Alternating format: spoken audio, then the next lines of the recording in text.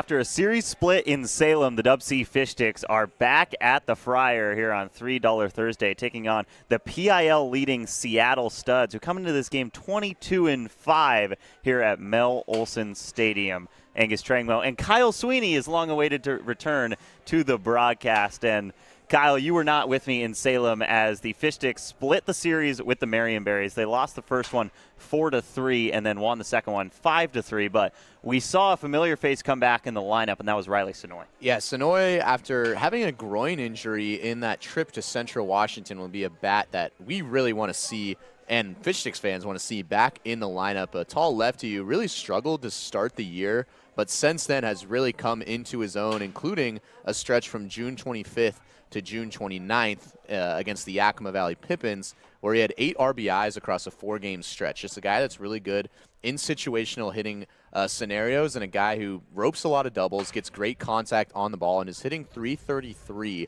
on the season. So this is a bat that we would really want to see back in the lineup for the Sticks.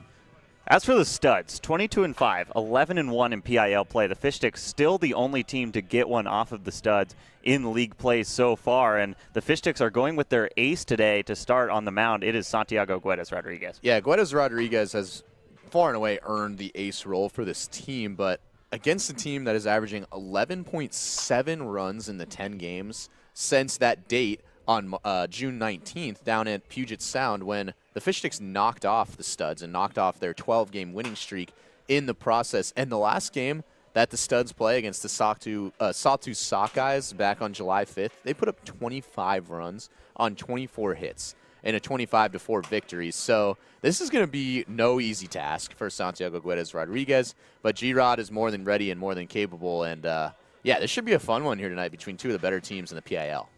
Two top teams in the league meeting on $3 Thursday here at the Friar. It is the Fish Sticks and the Studs. First pitch on the other side of the break. Wendy's went back to the kitchen to give our famous spicy chicken sandwich a total upgrade. More crunch, more flavor, with heat that just hits. Is this our best spicy chicken ever? Looks like a yes to me. Spicy chicken just got better at Wendy's. They always say, think happy thoughts. It's easy when you're a Wendy's Cookie Dough Frosty Fusion. I'm an instant dopamine hit. Get it? Dopamine? Like cookie dough. I said like cookie dough! Happiness is a Cookie Dough Frosty Fusion at Wendy's. For over 15 years, As You Wish Electric has offered the comprehensive electrical solutions Seattle families trust. We are proud to announce that we can now also serve your plumbing, heating, and cooling needs. As we grow, we are committed to delivering the same knowledgeable and friendly experience that earned our spot as the region's top-rated electrical company. Contact As You Wish Electric Plumbing, Heating, and Air today to learn more. Live from Mel Olson Stadium here in White Center as the Fish Sticks and Studs are moments away from getting things started. It's the first of 3 straight home games here at the Friar for the Fish Sticks over the weekend. They start today against the league-leading Studs, then tomorrow against the second-place Blackpins, and Saturday against the Honkers. Here's a look at the Wendy's Cup Challenge, which was not the best attempt we've seen this year. No, it's not. It's great to be back on the broadcast, by the way. I got a couple days off, but yeah, the Wendy's Cup Challenge wasn't the best thing. Yeah, here he just completely missed it. a little bit of trouble out there in the outfield, and then this was the cup. This was the more interesting of the bunch. He basically dropped the cup and then tried to grab the baseball. Kind of abandoned the whole point of the challenge. But the Fish Sticks did earn us free Frosties yesterday with their win over the Marionberries. They're looking to do the same tonight, and the first fish was thrown out by Steve, who's celebrating his 50th birthday here at the park. Doesn't really hold a candle to our last first fish, the Benson Boone impersonator. But, yeah, Stephen Rennie, 50th birthday here at the ballpark. And Jake Rolling, who is not in the lineup today, decided to go with a bit of an unorthodox method on catching the fish. Yeah, this one, he took a glove off his left, and then he dove, and, I mean, it's a great grab. And then proceeded to grab the fish only with his left hand, the ungloved one. So I don't know how great that felt. That's definitely the strangest approach that we've seen this season, but I guess if you're not in the lineup, you gotta do something. Gotta do what you gotta do to get looks from the coaching staff when you're not in the lineup. Fish Sticks lineup about to be introduced. here at the Friar, and as Riley Sonoy heads out for the first time in a week, that is a welcome sight for this team. But the pitching matchup today, we've got Santiago Guedes-Rodriguez for the Fish Sticks, like we talked about in the open, and then Vaden Lawrence for the Studs. This is ace on ace. It is. It's two Pierce College guys as well. Both pitched really well last year. And the Sticks have seen Vaden Lawrence. They saw him in game one of the two games that these two teams have met, and that was the game where the Studs won 5-2. Lawrence went 4 innings, just allowed 1 earned, had only 1 hit allowed 2, but did have 4 walks. So that was kind of not the Vaden Lawrence we're used to seeing this year out of the Studs. And then Santiago Guedes-Rodriguez, one thing that we didn't mention in the opening about Guedes-Rodriguez is that kind of his coming out game this summer was in that 7-1 win down in Puget Sound against this Studs team that broke their 12-game winning streak. He went 4 scoreless in just 46 pitches, allowed just 1 hit. So he was the stick of the game, the only pitcher to be stick of the game so far this summer.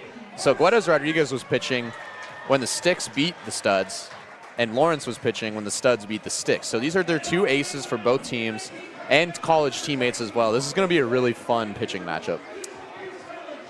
G-Rod looking to replicate what he did the first time he pitched against the Studs.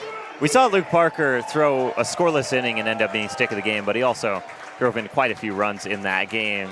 G-Rod is still the only pitcher-only performance to win stick of the game this year, and that was against this Studs team. Now it's time for the national anthem, sung today by Emma Heaslett.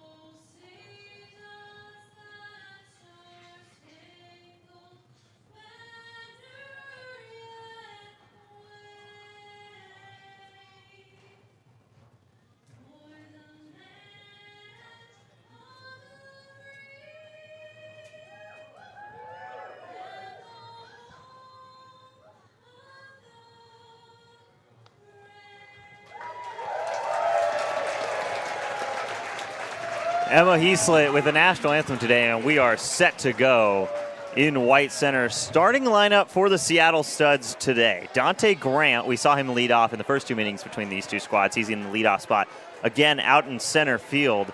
And then Bradley Carl, a name to watch in this Studs lineup in the 2-hole, out in right. Then Kai Halstead DHing and hitting third, and Gage Thompson hitting in the cleanup spot. Thompson has one of the best gloves in the entire league over at third base. Jackson Coupland is at first and hitting 5th. Joel Fernandez, a new guy, he's going to go spend his time in Pullman with Washington State this coming season. He is hitting 6th and catching. Then it's Ryan Spiro in the 7-hole and at the 7th spot in the field out in left field.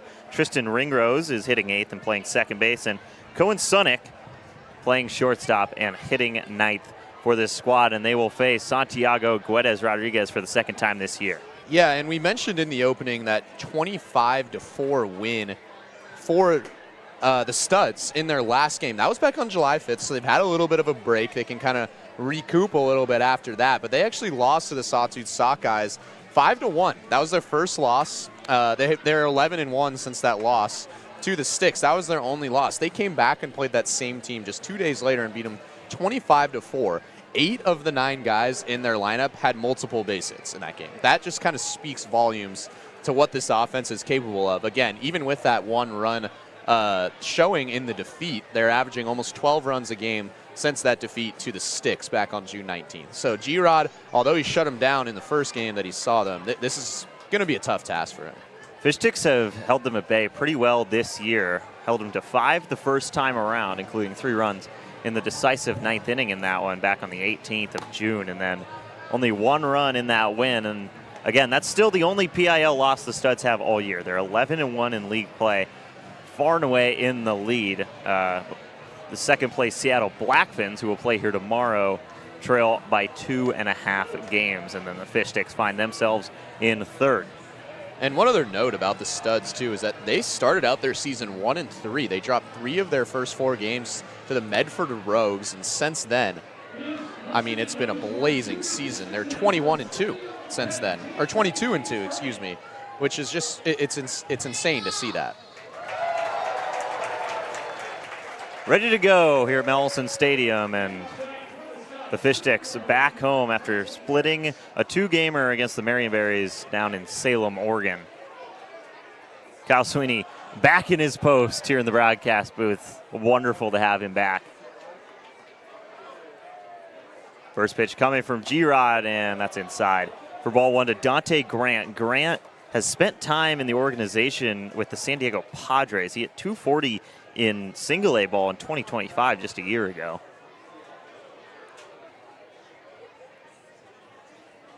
One offering, that's in there, strike 1. It's going to be a pretty heavy mix of fastballs for G-Rod, especially against a lefty hitter like Grant.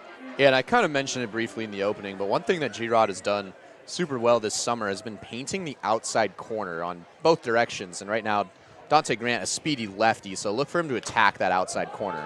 Chopped over to Bartholomew, but just foul for strike 2.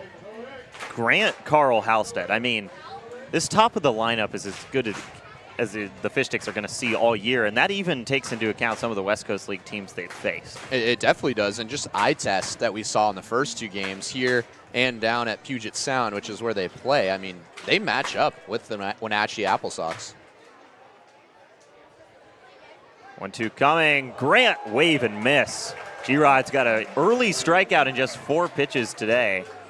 Grant is sat down, and now Bradley Carl will come up. Some pretty silly numbers for Bradley Carl on the summer with the Studs this year. He's hitting .433 with an OPS of 1.086, and that's in 160 plate appearances. That is pretty astonishing, really. I mean, this guy has been mashing the baseball all season long. And Guedes Rodriguez, he got the strikeout, but, I mean, doesn't get easier. Starts off Carl with a strike on the outside half.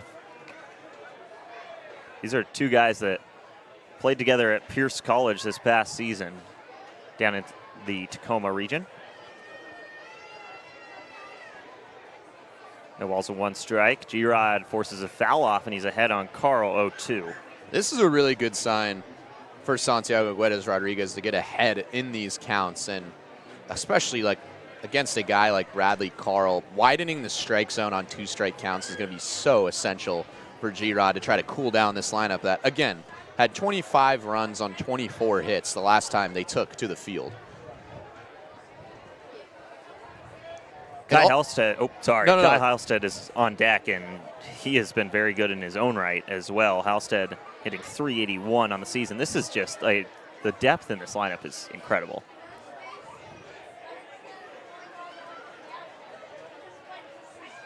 .02 on the way. It's in there for strike 3. A bit of a delayed call from the home plate umpire here at the Friar, but 2 quick strikeouts for G-Rod here in the first. Yeah, I think both Guedes Rodriguez and Bradley Carl were a little bit surprised at that call, but, I mean, you can't ask for a better start from Santiago Guedes Rodriguez. That was a good frame behind the dish from Peyton Barsotti. 2 up, 2 down via the strikeout. Now it's Kai Halstead. Again, just read off the numbers for him. Also from Pierce College, so another teammate of Santiago Guedes Rodriguez. Down with the Raiders. First pitch missed down low, ball 1. And that 7-1 victory in Puget Sound back on June 19th. Halstead was the best hitter in that lineup. He was 2 for 3, accounted for 2 of just the 5 hits in that game. in there for strike one. So now with G-Rod facing a right-handed batter, you're going to see a lot more off-speed stuff, and he likes to start it at the hitter and then just have it break back over the plate. Yeah, he did go to the off-speed there on that strikeout of Bradley Carl, but he put it on the outside part of the zone, and it worked perfectly. When an offering is fouled back, and Santiago Guedes Rodriguez, one strike away from striking out the side here to start the game at the Friar. Really good crowd here on $3 Thursday. First home game since Sunday the 5th for the Fish Sticks. 1 ball and 2 strikes. Halstead far back in the box. That is upstairs for ball 2. We almost saw Halstead chase up there, but no offer. Yeah, it's not a bad pitch from Guedes Rodriguez, especially considering he's gone kind of heavy with the off speed to kind of start a fastball high and try to catch Halstead off guard and maybe swing at the high cheese, but I don't hate that location. That almost breaks in, but misses upstairs once again, and the count fills up. So good battle from Halstead right here, and this team is just such a dangerous lineup the whole way through. A 1-2-3 inning would do wonders for both G-Rod and the Fish Sticks. Payoff pitch on the way. Just breaks outside for ball 4. Another good take from Halstead. And he's the first base runner of the game with a walk. I also, despite the walk, love the pitch sequencing from Guedes Rodriguez. Again, on that 1-2, he went high with the fastball, trying to get him to chase, and then he went an off-speed directly in the same spot, trying to catch him off guard. It did miss just above the zone, but again, going fastball high and then trying to loop in a curveball, that's really advanced stuff. Starts off Gage Thompson with an inside fastball. Thompson from Central Arizona College down in the desert, hit 125 in 15 games down there this past season, but the average up to 238 with the Studs this summer. It's kind of just been a trend of guys finding their footing with the Studs. Count is 1-1. And Thompson's batting averages won't pop out at you, but he's a big guy. He's got a lot of power, and he also is a really good fielder at third base. He made 2 jaw-dropping plays down in Tacoma the last time these two teams battled it out. 1 ball, 1 strike. Small lead for Halstead, and fastball runs in for ball 2. Already a walk in this inning for Guedes Rodriguez, and I mean, this is a guy that hasn't necessarily struggled with walks maybe as much as other arms have for the Fish Sticks. Struck out 17 on the year, already has 2 today. Count is 3-1 right here, though. He had really good control and placement in those strikeouts against Grant and Carl. Just put the pitches exactly where he wanted to on the outside corners. Right now, that curveball is starting to get away, or that slider is starting to get away from him just a tad. 3-1, he goes to roll reliable, the fastball, and it's in there.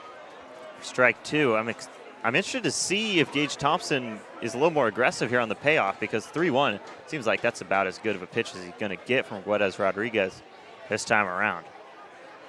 Second straight full count for G-Rod. Here's the payoff. Halstead moves, and it's a swing and a miss. 3 Ks in the top of the first inning for Santiago Guedes Rodriguez. And the Fish Sticks get their first hacks on the other side of the break here at the Friar. For over 15 years, As You Wish Electric has offered the comprehensive electrical solutions Seattle families trust.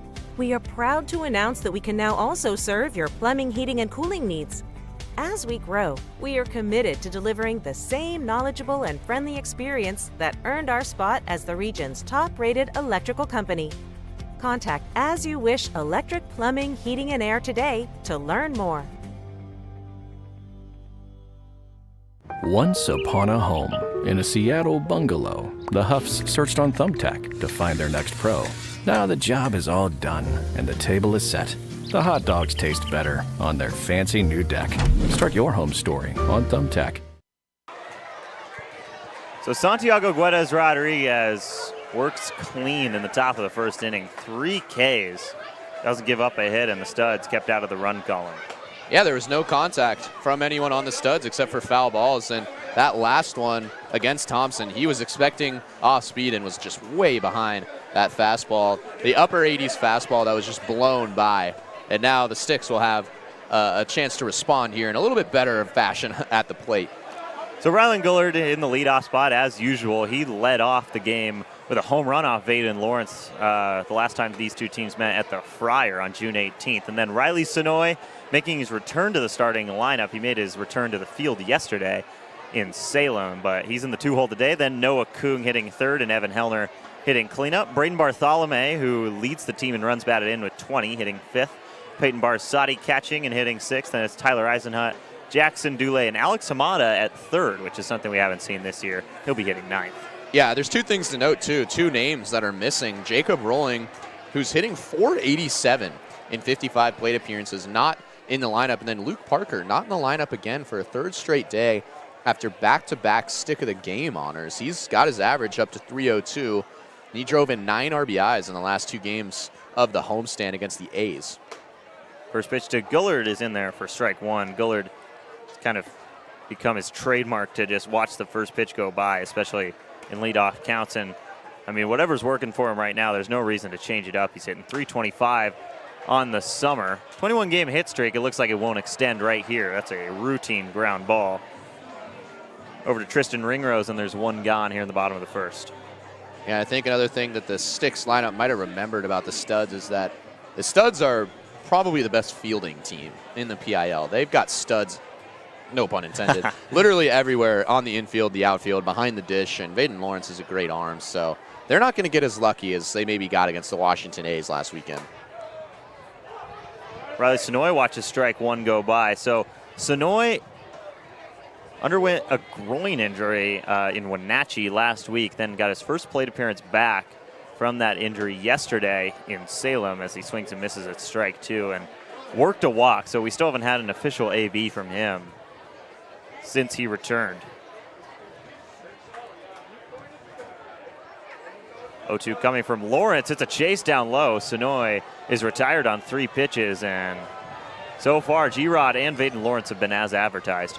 Yeah, it's now 4 combined strikeouts between the two, and that might have been the quickest strikeout I think I've seen this summer. Lawrence is just quick to the plate, wastes no time between pitches. That was 2 straight off speeds in the turf that completely fooled Sonoy. Noah Kung will come up. We didn't see Kung in the Salem trip. This is his first game since Sunday against the A's. Kung has also had a turnaround this season. His average is up to .350. He's reaching base almost half the time, and he's driven in 6 runs on the summer. Watches that upstairs for ball one. That was the first ball Vaden Lawrence has thrown all day. Yeah, and again, if there was a pitch clock, which is usually 15 seconds, I mean, he'd be beating every single one by 10 good seconds. He's quick. Kung goes around up high, and that'll be strike two. So now the Fish Sticks an out away from a 1-2-3 inning here in the first. Both pitchers working well. Lawrence quick to the plate as usual, and that skips in for ball 2.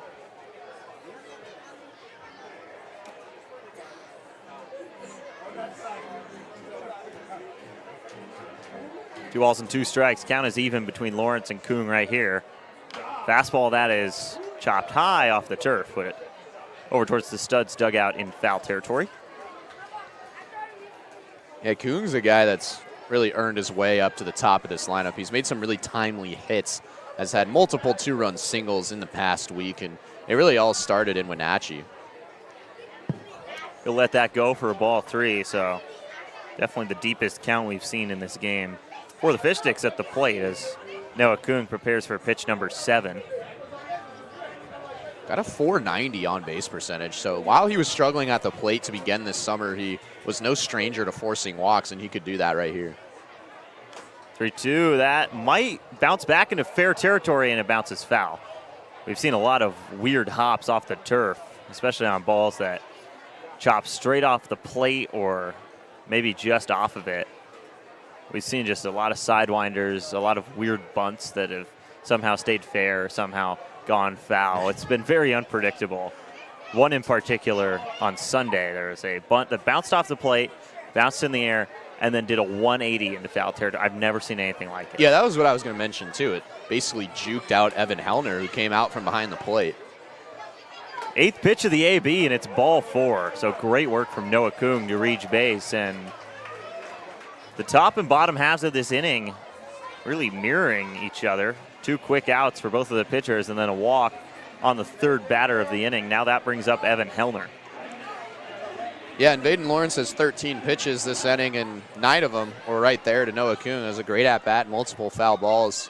Now he's at first. Hellner watches up and out for ball 1. Evan Hellner, just a great start to the year at the plate. 370 average, OPS of 939. And I've got it written right here on the prep board. I called him the Greek god of singles. You wouldn't expect him to be like this great singles hitter, but that's all he does. And a byproduct of that is a 483 on-base percentage. Yeah, he's got 17 hits on the year, and 15 of them are singles, and one of them, probably the farthest home run we've seen hit by a Fish Sticks hitter. It was over at Edmonds College, just north of here, and it cleared the 350 mark by a good 20, 30 feet. Hellner way ahead 3-0. Lawrence just looking to find the zone here. Braden Bartholomew is on deck. He had a huge day in Salem last night, and Hellner no interest in swinging at that. Up in the count 3-0, and that's strike 1. You said that's mirroring, and G-Rod was down in the count last time to Thompson. He came back and struck him out. So 3-1. Kung was moving, and another single for Evan Hellner. Noah Kung is going to advance to 3rd. Now runners on the corners and 2 down for Braden Bartholomew. This is the guy you want up right now as we take another look at yet another single off the bat of Evan Hellner. But Bartholomew yesterday in Salem in the Fish Sticks 5-3 win over the Berries.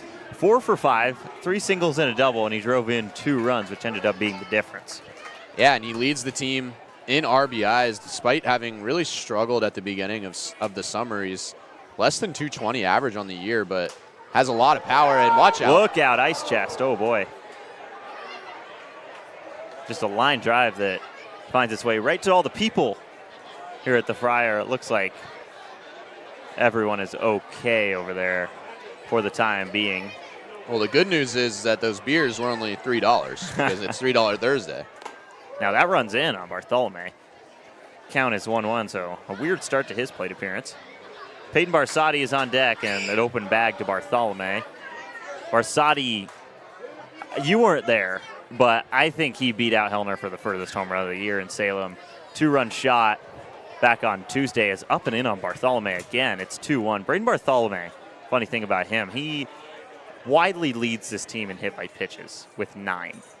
Just an absolute ball magnet, and those are 2 that run up towards his helmet. And a couple of those have scored runs, too. That's chopped over, sliding grab, and Tristan Ringrose gets Lawrence out of the first inning clean. Really smooth play over by the Studs second baseman, and both teams kept on zeros here through the first inning. And that's really nicely done, despite no runs coming across for the Sticks, for them to drive up Vaden Lawrence's pitch count. Again, he's 5-0 on the year with a 2.37 ERA. He has been the starting guy throughout the entire summer for the Studs. He only had 5 pitches through the first couple of outs, and suddenly a little bit of a 2-out rally, and now the rest of this game might look different for Lawrence. He might have to come out a little early because of that. So as G-Rod warms up for the second inning of this game, we have the water balloon toss going down here at the Friar. It seems like those nets are not going to hold the water balloons. It seems like they'll probably break as they go into the nets. We'll see if this is a foolproof game. Ooh. Oh, there we go. Those were both caught. Wow. I better shut up. Well, it looked like one of them split. I think that one, there was some water that came up on the right side, so there we go. These guys are putting on a clinic down there on the water balloon toss. This is about as good as it gets. Oh, yeah, okay, I see what you mean. It does split it up a little bit. That dude's getting doused on the right side. That's holding the water balloons. Wow. That was impressive, I'll be honest. What a display. The fact that they kept that many water balloons intact and were able to stay accurate with it, that was really good stuff. And, you know, after we had the incident in the fish stick eating competition That's right. on Sunday. It's good to see that the competition is upped a little bit today. Yeah. The incident of when they brought out 3 guys to do a fish stick eating contest and they all leisurely ate their fish sticks and literally had to stop the game. It looked like they were watching the game. Yeah. Yeah. Everyone on the field had stopped and looked at the fish stick challenge contestants to see when they were going to finish up. It was kind of an embarrassing display, really. Yeah, it looked like they were just, it was the 4th of July, so obviously a relaxed setting here at the ballpark, but it looked like they were just sitting in the seats having a grand old time eating those fish sticks, and I'm not sure they knew it was a contest, and they held up the contest on the field. Rodrigo Montano, who was pitching at that time, just kind of sat on the mound and watched for a good minute while the guys just toiled away with the fish sticks over there, but eventually someone won. Jackson Copeland is going to lead off here in the top of the 2nd inning. Copeland is the Dick's Burgers batter of the game. So if Copeland strikes out at any time during this game, everyone here gets a Dick's voucher for $2 off burgers. There we go. You can hear it literally right in front of us. Couldn't have said it better myself. Doesn't get much closer. We want burgers chant. And Copeland helping out. That is a big cut up high for strike 1. You know what I want? I want a burger right now. That sounds really good. We were actually discussing our favorite foods before the broadcast, and cheeseburgers are 100% in my top 5 for sure. 1-1 outside from G-Rod. 2-1 count to Copeland. It was 3 strikeouts in the top of the 1st inning for Guedes Rodriguez with a walk mixed in there. Again, Burgers chance going down, and that's up and out for ball 3. So Copeland ahead. It sounds like me in my my living room when I was in middle school, and I could hear my dad, turn on the grill. That's what I would chant. Burgers. 3-1, and that hits Copeland in the elbow. There will be more chances tonight for Jackson Copeland to strike out, but that time he is hit by the pitch. So still no hits through 5 batters for this potent Studs lineup, but a couple base runners, and this one leads off the top of the 2nd. Yeah, for Guedes Rodriguez right now, I think he knows it too, that they haven't been able to put a barrel on the ball or even put one in play for that matter. And he's done the trifecta now, the hit by pitch, the walk, and the strikeout, which he has 3 of. But right now he just has to pump the zone and basically force the Studs to hit him because they haven't been able to do that. Now Joel Fernandez shows bunt and pulls back for ball 1. Fernandez also played with G-Rod at Pierce 2 seasons ago, in 2025. He took last year off at Pierce and then is listed on the roster for Washington State's fall ball team. So we can assume that he's heading to go play for the Cougs. For his junior season, G-Rod paints the top rail for strike 1 right there.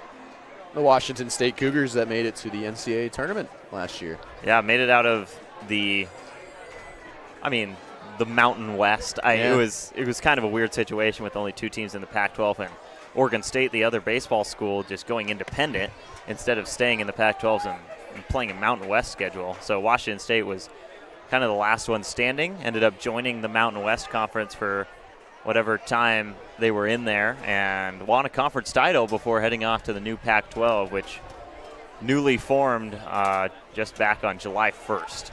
The dawn of a new era for the Zags. I would like the old era back, personally. ASU's got to stop playing West Virginia in conference games at some point. That's strike 3. 4th K of the day for Guedes Rodriguez. 2nd one that was called looking, and Fernandez, I'm not sure he liked that call either. No, and I'm not sure I like that call. I mean, that is a pretty good frame from Barsotti, but both of his strikeouts looking have been on the off speed and on that inside corner. The other one was on the outside of the lefty Carl, but he's been placing that well. Starts off Ryan Spiro with a fastball basically down the middle for strike 1. Spiro going into his senior year down at Puget Sound, which is where the Studs play their home games. Their home ballpark is Lager Baseball Field down in Tacoma at UPS. And Spiro fouls that back 0-2. We still haven't seen a ball in play on G-Rod today. Yeah, the Sticks fielders are getting a little tireless. Is that really a complaint, though? Yeah. G-Rod's been pitching well. He has 1 walk and 1 hit by pitch, but the foul ball contact has not been strong either. It's been weak contact right behind or weak flyouts that get out of play. So G-Rod is completely dominating this lineup inside the zone, which is exactly what happened the last time these two teams played as well. Looking for his 5th strikeout of the day. That's lined into right field. It's going to get down for Ryan Spiro. Sonoy stops on a dime and keeps the runner Coupland at second. There's the first ball in play for the Studs, and it results in a single with 1 down here in the second. Yeah, it's a great piece of hitting. Just took the fastball on the outside part of the zone the other way, and there's actually a call sign to have the runner go to third. But it was a good holdup at second base by Copeland. So now Garrett DeGallier will go have a chat with Guedes Rodriguez as the first runner in scoring position for the Studs is standing on second in the form of Jackson Coupland. Yeah, now down to the 8th batter in the lineup, which is Ringrose, and even itching back towards the top of the lineup, even though he did sit down Dante Grant and Bradley Carl. Those are 2 really dangerous hitters that the Sticks do not want to face with anybody on. The thing with Bradley Carl is we've seen him put a lot of balls in play that have resulted in outs against the Fish Sticks this year, but all of them were hit hard. It doesn't matter if it's a fly out or a line out or a ground out. They were all hit hard, and that's why he's able to find green grass so often. Now Tristan Ringrose will come up. Ringrose heading to Lewis and Clark State, a really good NAIA program in Lewiston, Idaho, next season. And that's another hit into right field towards Sonoy. Coupland's going to hold up at third, so still no runs on the board for the Studs, but the bases are loaded with 1 down for Cohen Sunick. Yeah, another great piece of hitting.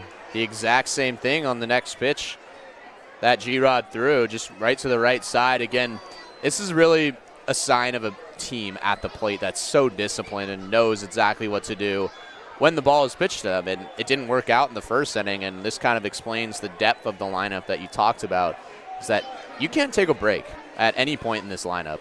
And there's a reason they're 11-1 in the PIL. If there's any guy you would pick to have up in this situation, it's probably Cohen Sunick, but he's plenty good as well. From Columbia Basin College, hit .311 in 49 games last season. Not having the best summer, hitting .182 right now with the Studs. We saw him make one of the best hustle plays you'll ever see to beat out a possible double play ball and bring in the go-ahead run in the top of the 9th inning between the Studs and the Fish Sticks right here at the Friar back on June 18th. Studs played 2 more in that inning and ended up winning 5-2. Counts 2-0 to Sunick. A walk would bring in the first run of the game.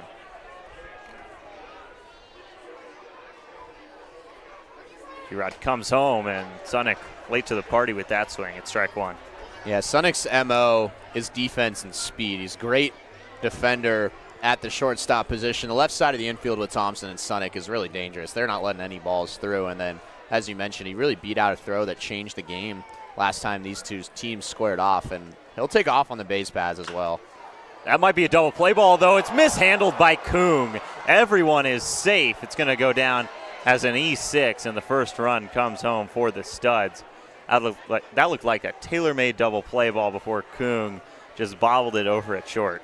Yeah, this is tough for multiple reasons. One, the runner at second base, which is Spiro, just ran right in front of the ball. And then 2, the ball started in the shadows and then basically erupted into the sun, and that ball was hit really hard. So a couple of factors go into that error from Kung, but you just cannot make these mistakes against the Studs or they're going to make you pay. And now the top of the lineup back up is Grant into right field. Sonoy tracking all the way back towards the banner, and he can't make the play. It's going to be extra bases. 2 runs are already home. Sunick churning around third, and Sunick's going to stay at third. 2 runs do score. Grant's got a double. It's 3-0 Studs here in the second inning. That ball was pieced up by Dante Grant, and it's 3-0 road team. Yeah, just as I was saying that they'll make you pay for those mistakes. Next pitch, Dante Grant takes it. That was a long run for Riley Sonoy. Again, coming off that groin injury, too. That's a tough play to make, and the Fish Sticks are lucky that the Studs runners didn't get a great read on that ball. Couldn't see if it was going to get down or not, so that did save a run. But 2 in scoring position for Bradley Carl right now is just not what you want to see. I thought Sonic would have a better read on that ball and end up scoring, but they hold him up at third.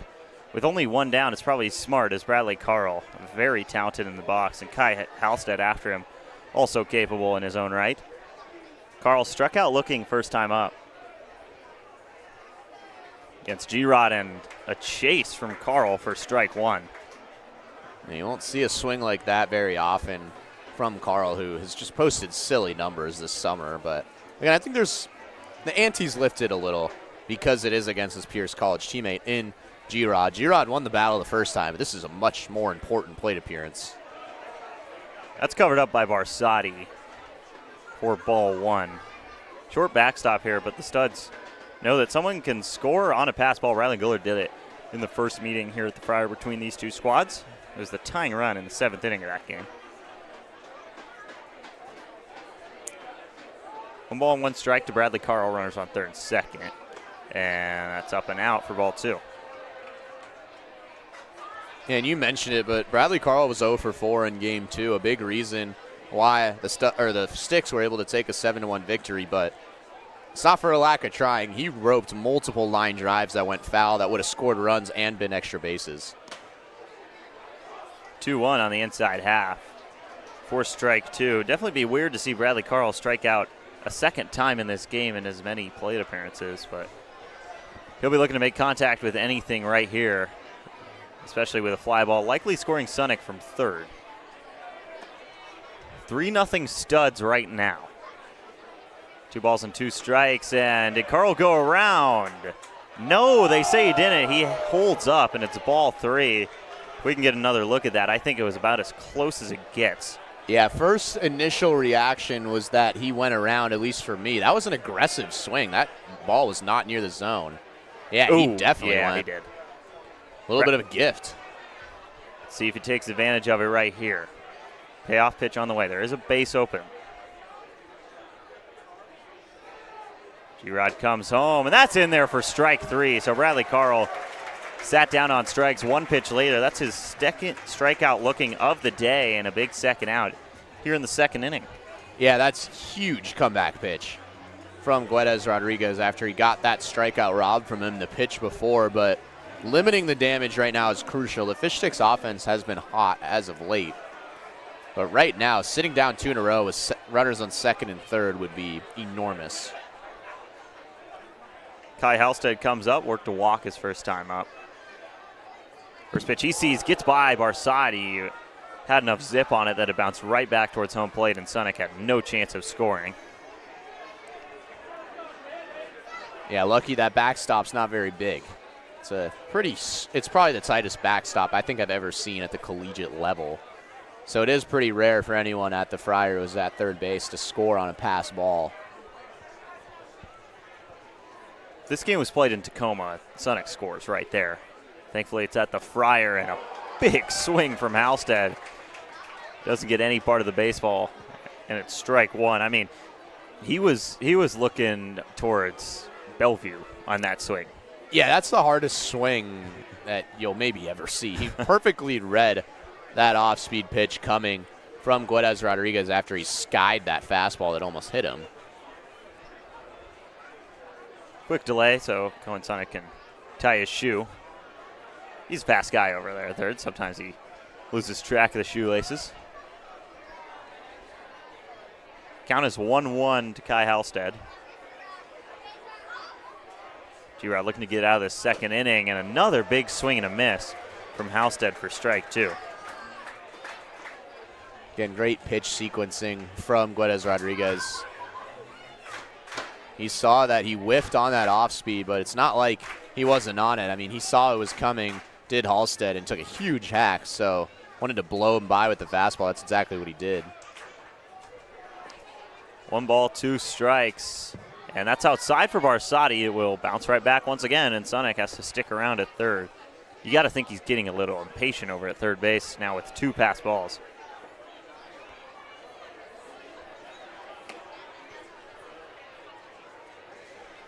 Three runs on 3 hits and a Fish Sticks error here in the top of the 2nd inning for the Studs. Guedes Rodriguez looking to put a lid on this 2nd inning.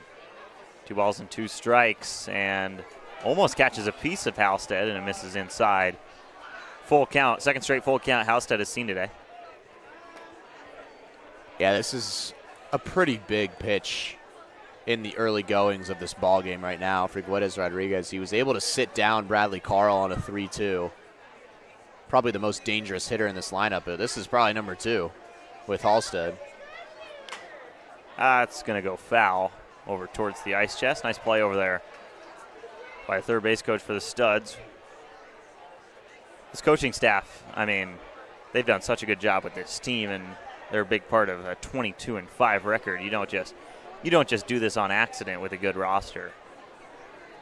Yeah, 22-5 in baseball is it's not something you see every day.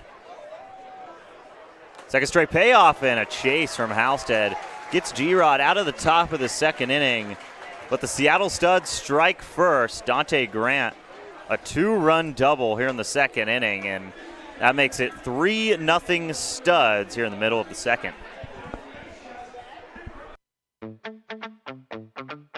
You ever wonder how Crispy gets to the fryer for games? He uses King County Metro's Rapid Ride H-Line.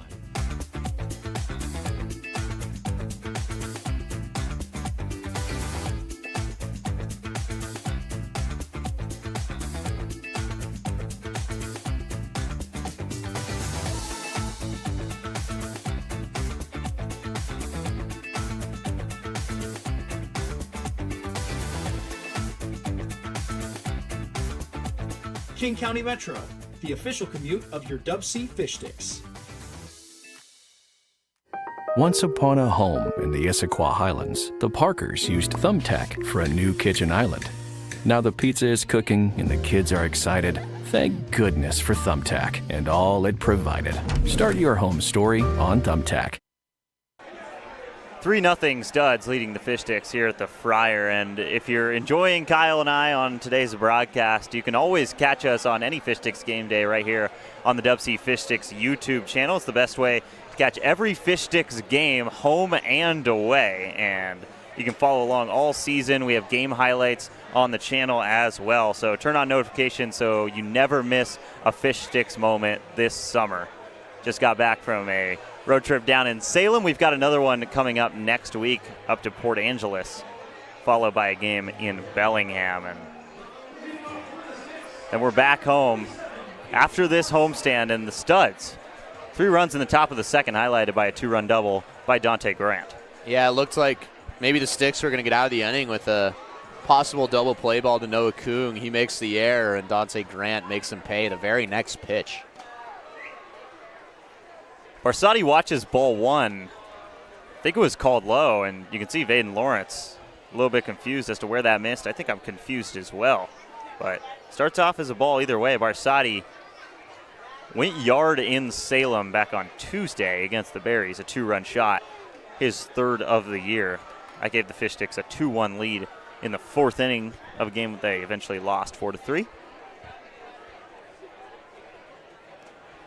1-1 curls outside for ball 2. Yeah, right now, tied for the second on the team in home runs is Peyton Barsotti, but his average is still less than 200, so looking to get that average back up. He hits the ball hard every time he puts contact to it. I just think he's thinking home run on every swing. That is popped up high in the infield. Some might be a problem for Sunick, and he's tracking back, almost fell over backwards, but makes the play. And that's the first out here in the bottom of the second. Yeah, Barsotti just a couple of millimeters away from sending that out again. He skied that way high in the air. And similar to the trouble that Noah Kung ran into on his error that could have been a double play ball, the sun is really rough at that part of the ballpark. I'm not sure why Sunick doesn't have his sunglasses on, but for him in left field, it's so tough. Still no sunglasses over there for Cohen Sunick after almost falling over himself trying to make that play. But I suppose he did make the play. It's the first pitch to Tyler Eisenhut. Misses for ball 1. Count evens out right now. Eisenhut hitting 200 on the year, has driven in 7 runs, also 8 walks. Near the top of the team lead in that department. And that hits him right in the ribs. So Tyler Eisenhut will take his base with one down. And there's a runner on for Jackson Dule. Man, he absolutely ate that pitch. I mean, he was even thinking about coming around to swing, and I believe that was a changeup from Vaden Lawrence, and he was turned. Oh, that is not an easy place to take a pitch right in the center of the chest. Lucky for him, it was a changeup, but man. Yeah, that's like right in the sternum. Ow. Yeah, he's been hitting chest days. We actually go to the same gym, and I see him quite often there. Good. Yeah. Fish Sticks fans are probably happy to hear that. Dule, that is chopped. It looks like it's going to stay fair and then cuts foul. I mean, that's what we're talking about. As the throw gets away, it's a foul ball. Eisenhut would have advanced to third. Dule has taken off all his gear. I think he thought that ball was fair.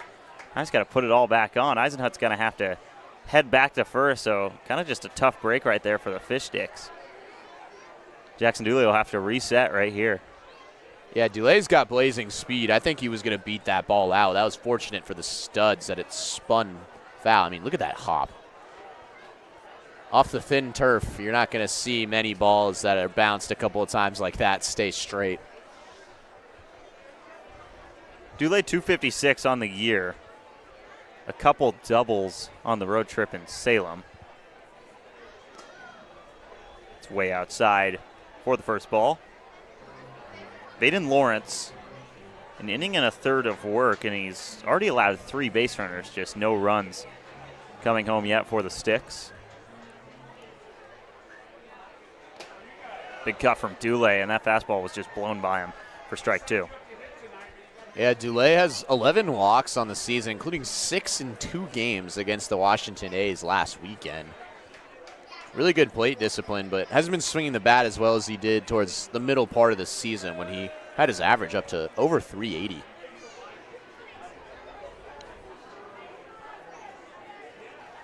Dule going to be a junior at Bellevue College, just across Lake Washington, and he leaves that be for ball 2. Again, really disciplined guy, especially in recent at-bats, but he's not afraid of a big cut. We've already seen one in this at-bat. 2-2 count. Eisenhut stays put, and that is fouled right towards the Studs. Studs player smartly has the glove on over there in the dugout. Makes that play look easy. No hot dogs, but a glove. Yeah, and a tip of the cap to everyone here at the Friar. I'm not sure if it was tip of the cap worthy, but it was a nice play. 2-2 coming. That is grounded over towards Sunick. It looks like they'll go to 2. Eisenhut is out. Dule will beat that throw easily. So a fielder's choice, and Eisenhut is retired at second base. And you're not going to see many double plays with Jackson Dule because he's got a 6'8", 70, which is, I mean, it's pretty impressive. Or 6'8", 60 speed, which is, I mean, amongst the elite ranks. It's really good by him. That could, I mean, obviously it extends the inning, but he's likely going to take off here and get to second base. If Alex Hamada is able to put one in the outfield, that'll likely score him. So huge by Dule to hustle out to beat that out. Hamada chases down and in for strike 1. Batting average up to 238 for Alex Hamada on the year.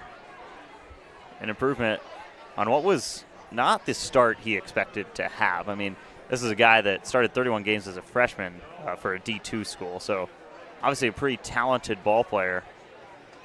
Watches that for ball 1. Also has had probably the biggest hit of the season, a walk-off single that beat the Redmond Dudes up the middle. So a clutch guy has been in multiple scenarios like that this season. Also drove in the first run of the season. Just a little tidbit for your Fish Sticks trivia. Alex Hamada drove in the first run of the 2026 summer. That would be an insanely hard question. But now you know the answer. Yeah, over a month ago now. It's flying by Fish Sticks. About at the halfway point in their games this year. Is that 2-1? Nowhere close for ball 3. Alex Hamada a pitch away from working a walk in his first plate appearance, and that would bring Rylan Gullard back up to the plate with 2 runners on. Pretty packed at the Friar today. Again, $3 Thursday, the ice chest is going to be packed. Dule's moving. Hamada pops that up right into the aforementioned ice chest. Ooh, over by the taps. Man, they're in danger today. We've already seen a couple balls hit out there. Everyone's got to be on their toes over in the ice chest tonight. There is a net over that area. I think the ball somehow escaped it. Full count pitch coming to Alex Hamada. Dule will be in motion over at first. Lawrence comes set and comes home, and Hamada leaves it be. He works a walk, and Rylan Gullard will come up. Runners on second and first, and 2 down, looking to cut into the Studs lead. Again, just proves why Dule hustling to beat out that double play is even bigger now. There's 2 on with Rylan Gullard, who's been arguably the most consistent hitter this season, and despite being at the top of the order, is second on the team with 18 RBIs.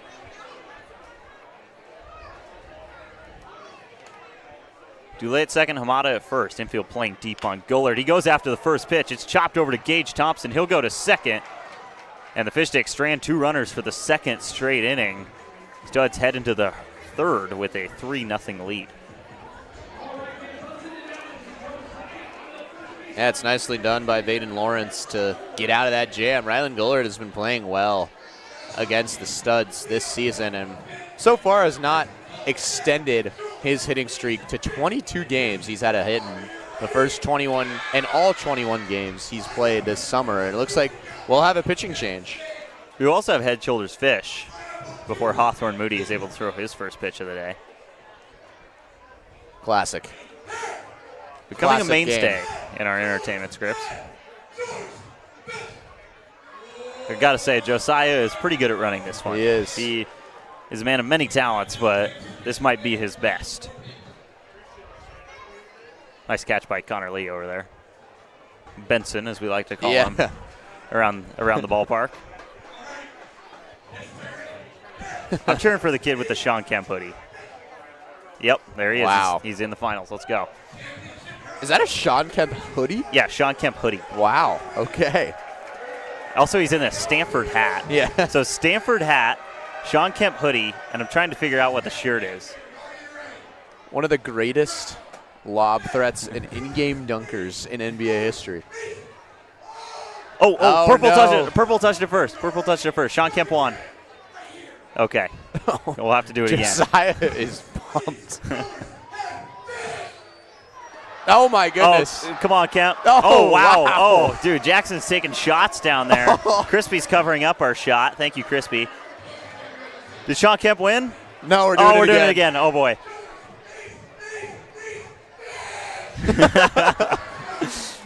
It doesn't get closer to this. Sean Kemp wins. Yes. My goodness, what a battle. Oh, and now boos are raining down at the Friar. Some controversy in head, shoulders, fish tonight.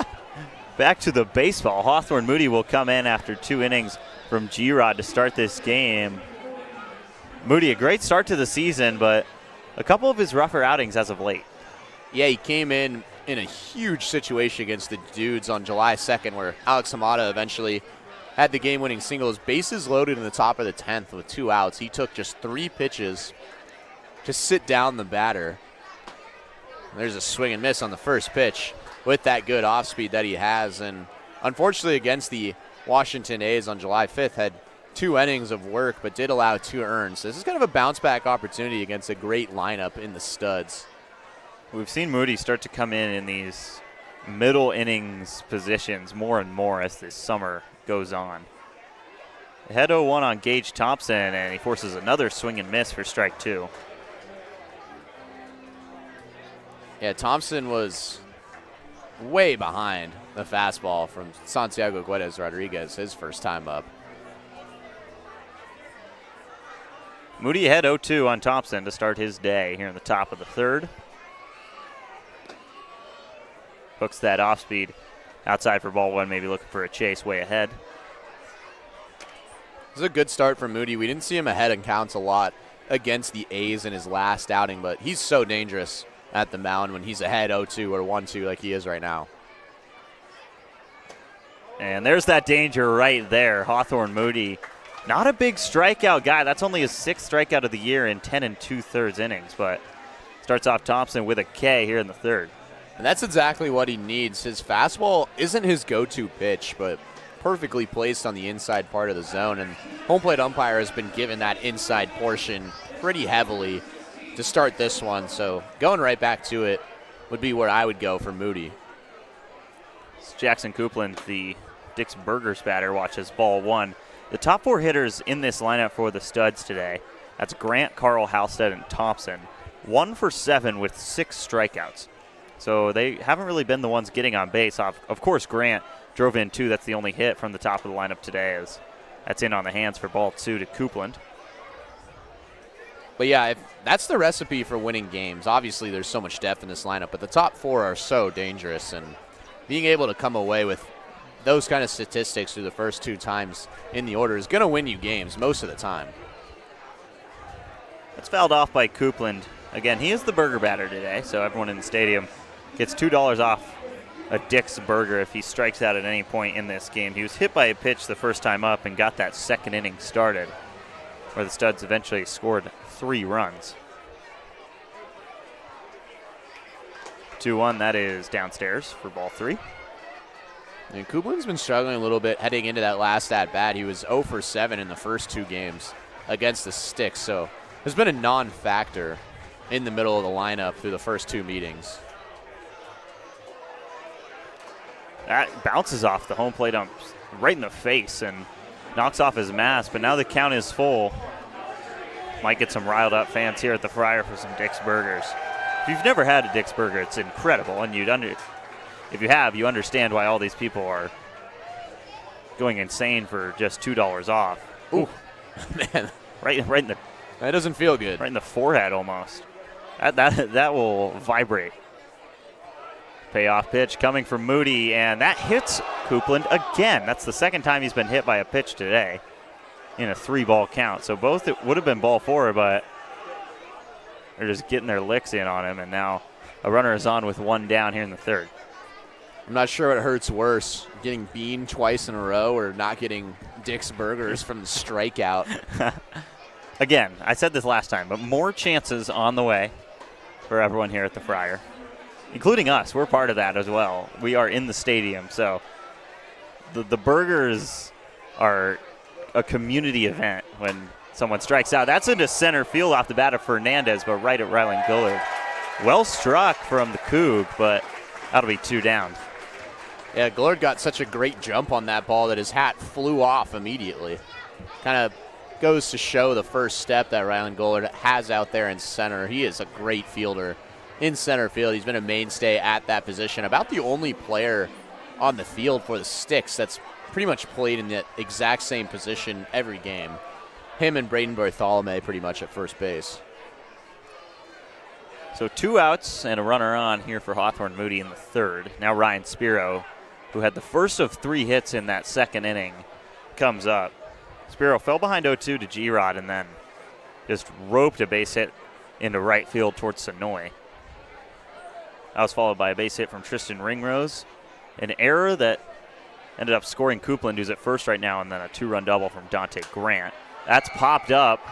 It's going to stay in the grass of the infield. Everyone calling each other off, and finally Tyler Eisenhut takes the controls and makes the 3rd out of the top of the 3rd inning. So the Fish Sticks look to cut into this 3-run lead in the bottom of the 3rd on the other side of the break here on the Fish Sticks Network. For over 15 years, As You Wish Electric has offered the comprehensive electrical solutions Seattle families trust. We are proud to announce that we can now also serve your plumbing, heating, and cooling needs. As we grow, we are committed to delivering the same knowledgeable and friendly experience that earned our spot as the region's top-rated electrical company. Contact As You Wish Electric Plumbing, Heating, and Air today to learn more.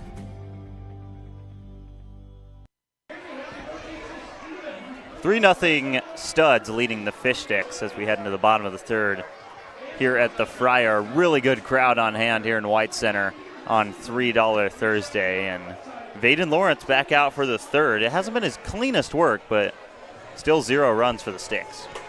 Yeah, 23 pitches in the first inning and then 18 in the second for Lawrence. We saw him go 4 innings.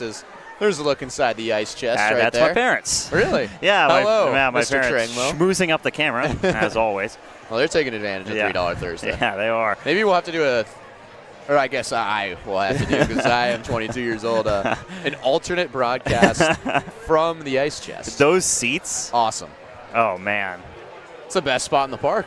It might be because you've got that net right there, so you're not in danger of getting hit unless a ball aerial strikes you in that seat. But great view over there down the third base line, and they'll have a great view. Riley Sonoy, Noah Kung, and Evan Hellner due up here in the bottom of the third. Sonoy struck out on 3 pitches last time and waves and misses for strike 1 here. So 4 pitches and 4 strikes for Sonoy.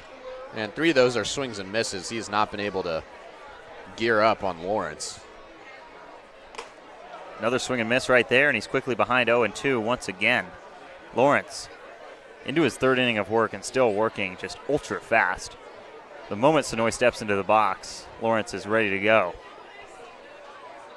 0-2 coming, and another swing and miss for Riley Sonoy. He strikes out for the 2nd time today, and Baden Lawrence, 2 straight three-pitch Ks on Sonoy. Yeah, it's 5 swings and misses. Lawrence is completely fooling Riley Sonoy. Again, the first real plate appearance he's seen other than walks in a couple of games for him, nursing that groin injury. So trying to get back into the swing of things a little bit. Noah Kung, a 9-pitch walk his first time up, and he watches strike 1. Lawrence seems settled in right now.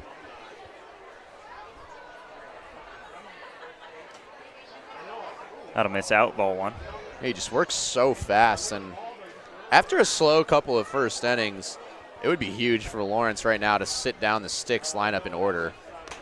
It's kind of his mojo. It's just working fast, getting through batters fast, and throwing off the hitters, throwing their rhythms off. That's exactly what he wants to do. He doesn't want to waste any time going to the plate. Count is 2-1 to Noah Kung, and he fouls that right off his front foot for strike 2. Great AB for Kung last time up. That was followed by a base hit by Evan Hellner. The Fish Sticks put runners on the corners with 2 down, but Braden Bartholomew grounded out on a nice play out in the field by Ringrose.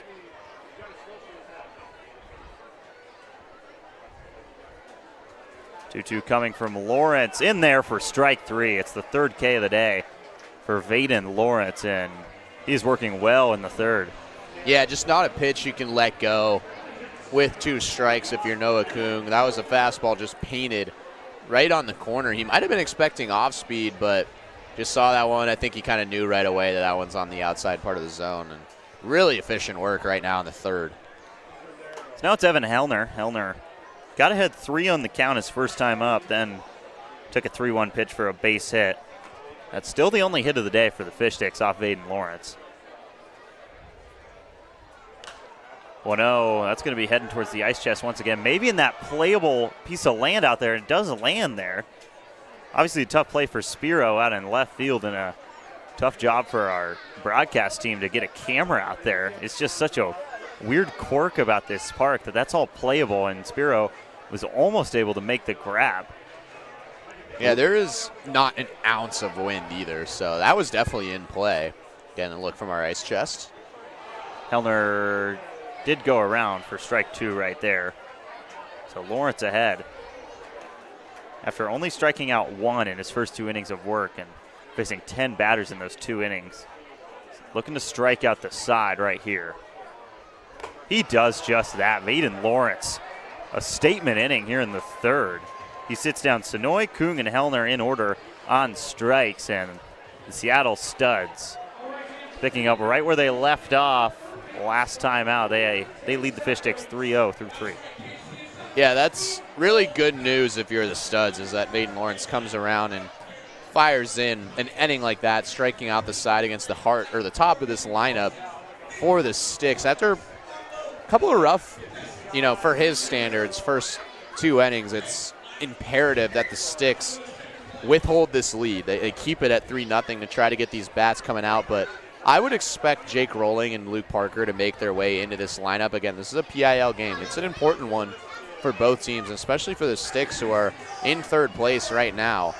So I'd expect the big bats like Rolling and Parker to come out of the lineup, or come into the lineup, as it's the sack race. And a pretty decisive sack race as well. Really no doubt about who won that one, but Parker, we haven't seen him in a few games, but Jake Rolling, fully healthy, played both games down in Salem and just getting a day off today. But you're right, we will probably see him come to this game at some point, especially if the Fish Sticks still trail and can't find their way into the run column down the stretch. Hawthorne Moody back out right here in the 4th inning, and a good third for him. It was just 12 pitches through 7 strikes. Did have a hit by a pitch. It happened on a 3-2 count, but other than that, it looks like the Hawthorne Moody that we were accustomed to seeing in the beginning parts of the season, and as well the guy that Mark Lynn trusted to come in a bases loaded 2-out situation in the top of the 10th inning. So this is the reliable reliever in Hawthorne Moody that we're used to seeing. And the thing is, though, is that his job's not done. Obviously, a very deep Studs lineup. So if he's able to go 2 strong, that would be so huge for this team, and maybe even a third, depending on how quick he goes through the lineup here in the top of the 4th. 8-9-1 due up for the Studs. That's Tristan Ringrose, who's going to lead off right now. Then Cohen Sunick and Dante Grant. This is the part of the order that brought home the runs in that 2nd inning. Sunick reached on an error on a grounder to Noah Kung, and then Dante Grant just shot a 2-run double into right center field and made this game 3-0. First pitch from Moody. He is in there for strike 1 to Ringrose. And this game's going to be very different than the 3-game series against the Washington A's. It's going to be harder for the Sticks to put up runs, but this is going to be a closer series.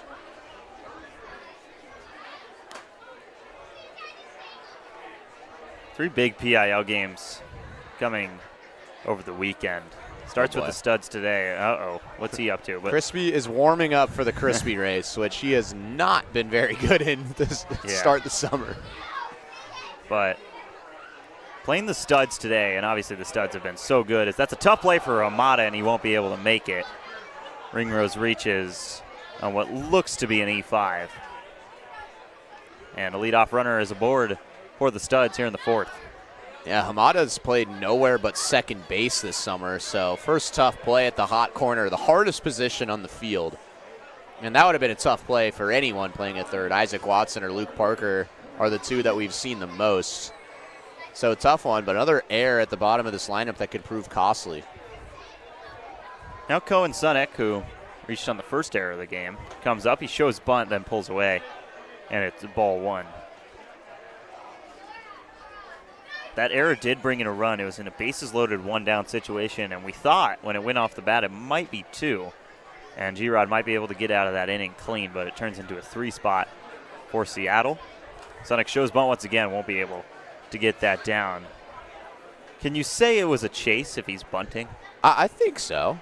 He definitely chased at that ball. I thought that one should have been left high, but this is a guy in a scenario where he's bunting, you've got to just be quick to first. You can't even think about going to second, because if you hesitate for 1 second, Sunick is already going to be at first base. Amada playing way in over at third base. Sunick once again, and that's going to be foul another time. So it's 1-2, and can't expect him to show bunt here. Big win for Hawthorne Moody to not advance the base runner by putting 2 balls in the top part of the zone. That's exactly what you want to do as a pitcher against a bunt scenario, try to force a pop-up or something of the like. So really well done by Hawthorne Moody living in the top of that zone. And again, Sunick, last time up, tailor-made double play ball that just was mishandled by Noah Kung. So you want him swinging away right here. It's fouled away. Count will stay at 1-2.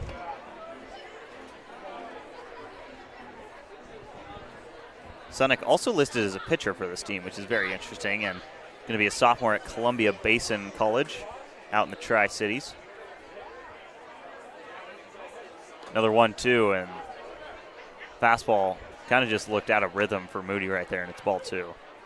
Yeah, Sunick's not going to blow you away with power. What Hawthorne Moody needs to do is, again, put it near the top of the zone where Sunick has struggled and try to force him to make contact here and maybe try to get that double play that should have happened the last time he was up. 2 balls and 2 strikes, and he just swings and misses. Simple as that. Another K for Hawthorne Moody on the day. That is his 2nd of the evening, and again, only his 7th of the year. So he's starting to strike more and more batters out as this summer goes on. He's already got 2 today.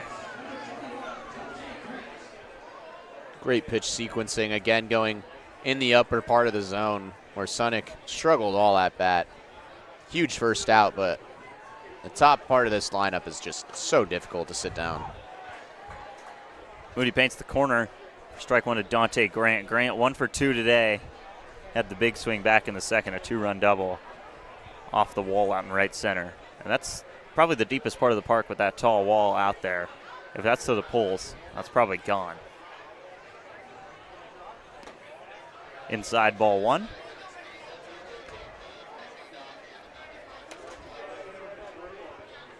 Runner is on via error. It's the second error of the game for the left side of the Fish Sticks infield. A new look left side as well. Obviously, Kung, we've seen him at short a few occasions this year, but Hamada, it's his first game over there. It's definitely interesting to see him and not Tyler Eisenhut, who we've seen at third a couple times this year and has been good in limited work over there in the hot corner. The 1-1 is into left center this time, and it's going to get down for extra bases once again for Dante Grant. They'll hold the runner Ringrose at third. Another double in this game for the former Padre farm product, Dante Grant. Yeah, that's kind of a killer because that ball wasn't hit terribly hard. It didn't even get to the wall, but it was right in between Rylan Gullard and Jackson Dulé, who were playing more towards the pole side. When that gets down, luckily a runner won't score for the Sticks, but another opportunity now with second and third for Bradley Carl, who struck out the last time he was in this situation. And this is tough for Hawthorne Moody right now to get an out here. Look, what as Rodriguez was able to the first 2 times. Infield shades in for the Fish Sticks right here. Bradley Carl, a couple strikeouts looking against Santiago Guedes Rodriguez, his college teammate at Pierce. Now faces Hawthorne Moody. First pitch, way up and out for ball 1. If you're Mark Lynn and Hawthorne Moody, it wouldn't be the worst thing in the world to maybe do an intentional or intentional walk, maybe throw some on the outside part of the zone and have Carl take that free base. Because it's not the worst thing in the world for him to take first with 1 gone and try to force a grounder, which is what Hawthorne Moody's been doing this year. Moody's just been so good at just living in the zone. You can't expect him to all of a sudden throw a bunch of balls. It's kind of his whole thing is he likes to avoid walks. Count is 1-1 to Bradley Carl, and he goes after that one. It's popped up in foul territory. Might stay fair, and Barsotti basket catches it just inside the third base line. So Carl is retired for the 3rd time today, and that's a big second out here in the 4th. Yeah, 2 strikeouts and a pop out to the catcher. This is not the Bradley Carl we're used to seeing, but fantastic job by Hawthorne Moody to attack him in the zone and trust his stuff, and it works out to perfection. So now Kai Halstead comes up. Halstead 0 for 1 with a K and a walk. Came up in a very similar situation last time up. Runners on 3rd and 2nd and 2 down. That was in the 2nd inning, and he struck out swinging.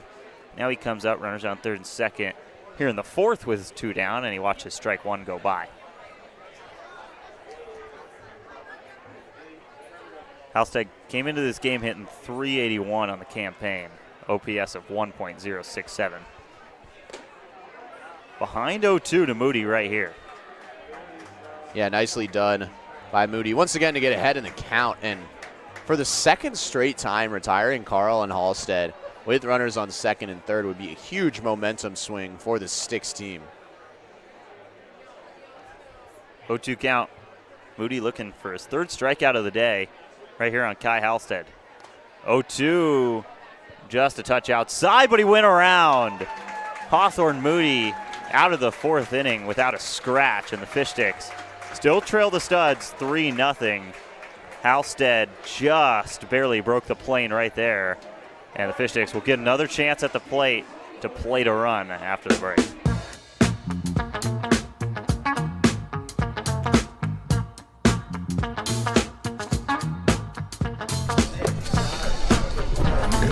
Oh, sweet. Thanks, Crispy.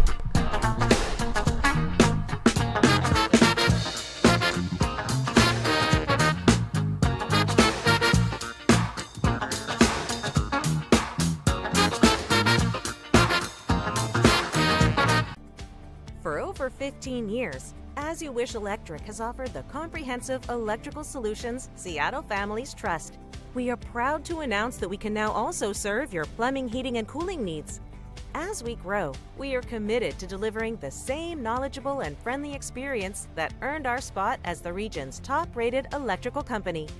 Contact As You Wish Electric Plumbing, Heating, and Air today to learn more. Fish Sticks still looking to get on the board for the first time today. They trail the Seattle Studs 3-0 heading into the bottom of the fourth, and Vaden Lawrence has been nails on the mound for the Studs. Yeah, now going into his fourth inning of work, had such a quick third inning where he struck out the side, and it's just been one hit for the Sticks. It was Evan Hellner who roped a single to right field. It was a great piece of hitting, but other than that, it has been nothing for the Fish Sticks. And this is emulating the first time that these two teams met when Lawrence was on the mound. It was a 5-2 win here at the Friar for the Studs. And right now, the Sticks have got to start putting runs on the board if they want any chance, or else Vaden Lawrence is going to go 5-6 deep and shut him out.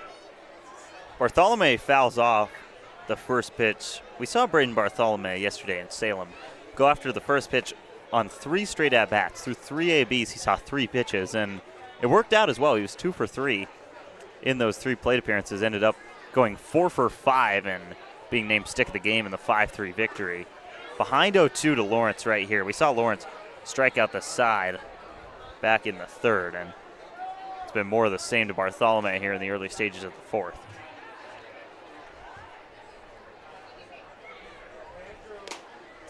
That's up for ball 1. That was only the 56th pitch today for Vaden Lawrence, so working efficiently as well. Yeah, and that was after not very efficient first 2 innings where the Sticks were able to reach a couple of times, and there's another strikeout. But Lawrence, 4 in a row, he is really found his groove, and that's not good news for the Sticks.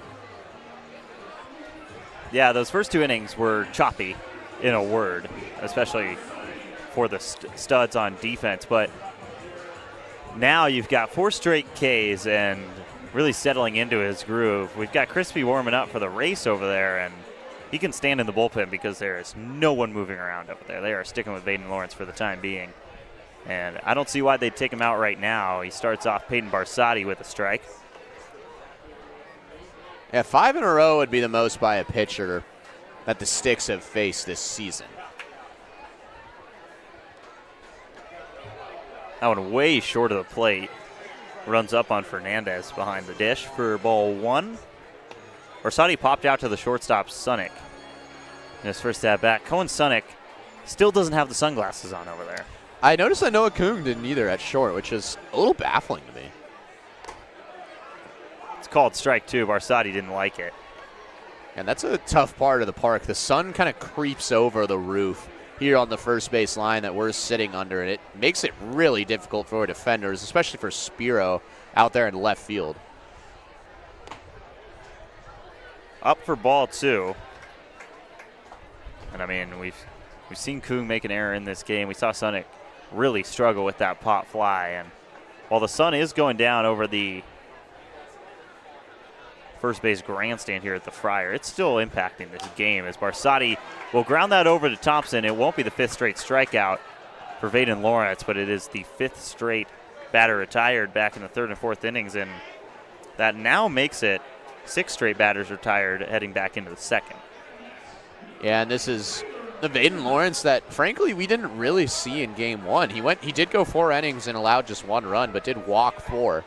And after kind of a bumpy start, this is who Lawrence has been and why he's the ace for the Studs team that's 22-5 and undefeated when he takes the mound.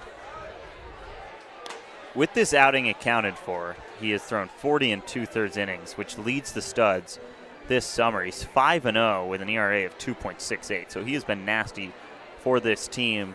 A team that usually rides their offense to wins, as that's grounded over to Thompson, and he just biffs it. It didn't get any piece of his glove, so it's going to go down as a hit for Tyler Eisenhut. But Gage Thompson, you're not going to see that a whole lot from him over at third. Usually such a trusty glove out there, and that just sneaks right under it.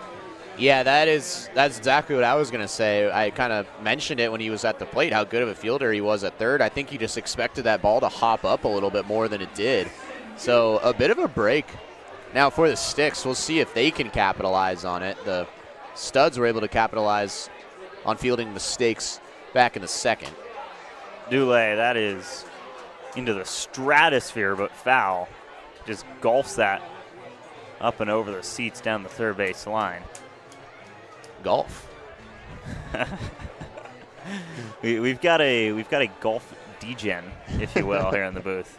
Seems like every time I talk to Kyle and he's not at the stadium, he's on a golf course somewhere in the Seattle area. Dulé fouls that back. What's the best round you've had since you got here? I did shoot an 82, but I'm struggling a little bit this summer. I just don't have the same familiarity I did in my home courses in Colorado. But Jackson Park, a great golf course. Is that because you shot an 82 there? No, that was West Seattle. Okay. But another strikeout for Vaden Lawrence. That's his 6th of the game and 5th in the past 2 innings. He is just mowing down batters right now. And it's 3-0 Studs through 4. And Crispy, oh boy, it's time for him to participate in the Crispy race. We've got official numbers from Roshan Bratt over here. Crispy's 4-9 this year. Which that is not good. It's just not good. It's there's no sugarcoating it. It's not good. Remember the Red Sox analogy? Yeah. This is the time where he's got to start picking it up. Today he's facing Ricky from Tacoma, and right now Ricky has a lead. It does seem like Crispy's got a new gear today, though. There we go. Around the second turn, Crispy's in the lead. Ricky's losing steam.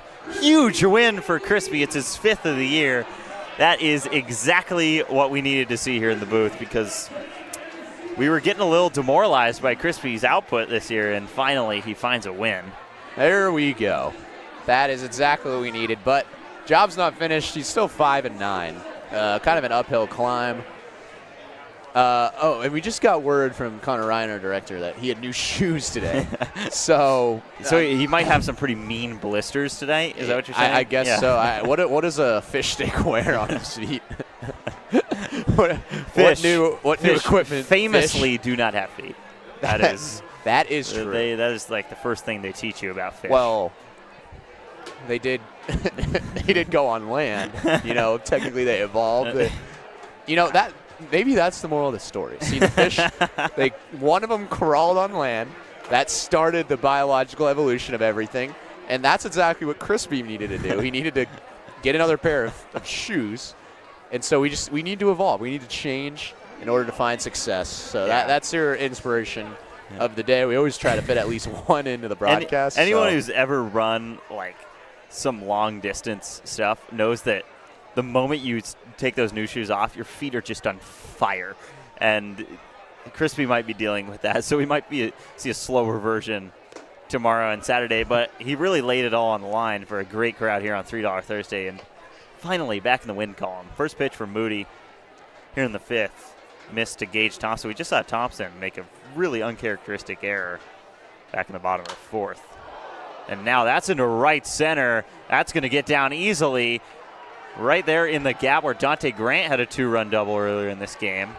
Gage Thompson cruises in with a leadoff 2-bagger here in the 5th. Third double of the game by the Studs, and that one was taken towards the deepest part of right center field. It definitely had loft, but there was no chance for either Sonoy in right or Gollard in center to go get that. Gage Thompson, that's a great sign for him. He had been struggling to start this game both at the plate and in the field. 0-for-2 with 2 Ks coming into that AB and puts all that to rest with a leadoff double. Now Jackson Copeland will come up. No official ABs for him today. He's been hit by 2 pitches. Watch his ball 1 go by after showing bunt. Got to say, the Dick's Burger batter, where we're looking for a strikeout, to see the Dick's Burger batter showing bunt, not a great sign. Probably not going to strike out unless he fouls off a couple like Sonic did. Look at that. Wins one race and thinks he's got it. Copeland's got it right there. That's into the left center gap. It's going to score Thompson easily. Gollard fetches it right over by the Wendy's sign. Thompson and Copeland trade places, and it's quickly 4-0 Studs. Yeah, and that's The Studs that are 22-5 and 11-1 on the campaign. We talk so much about the top part of the lineup. Here we go again, the heart of the order doing the damage this time.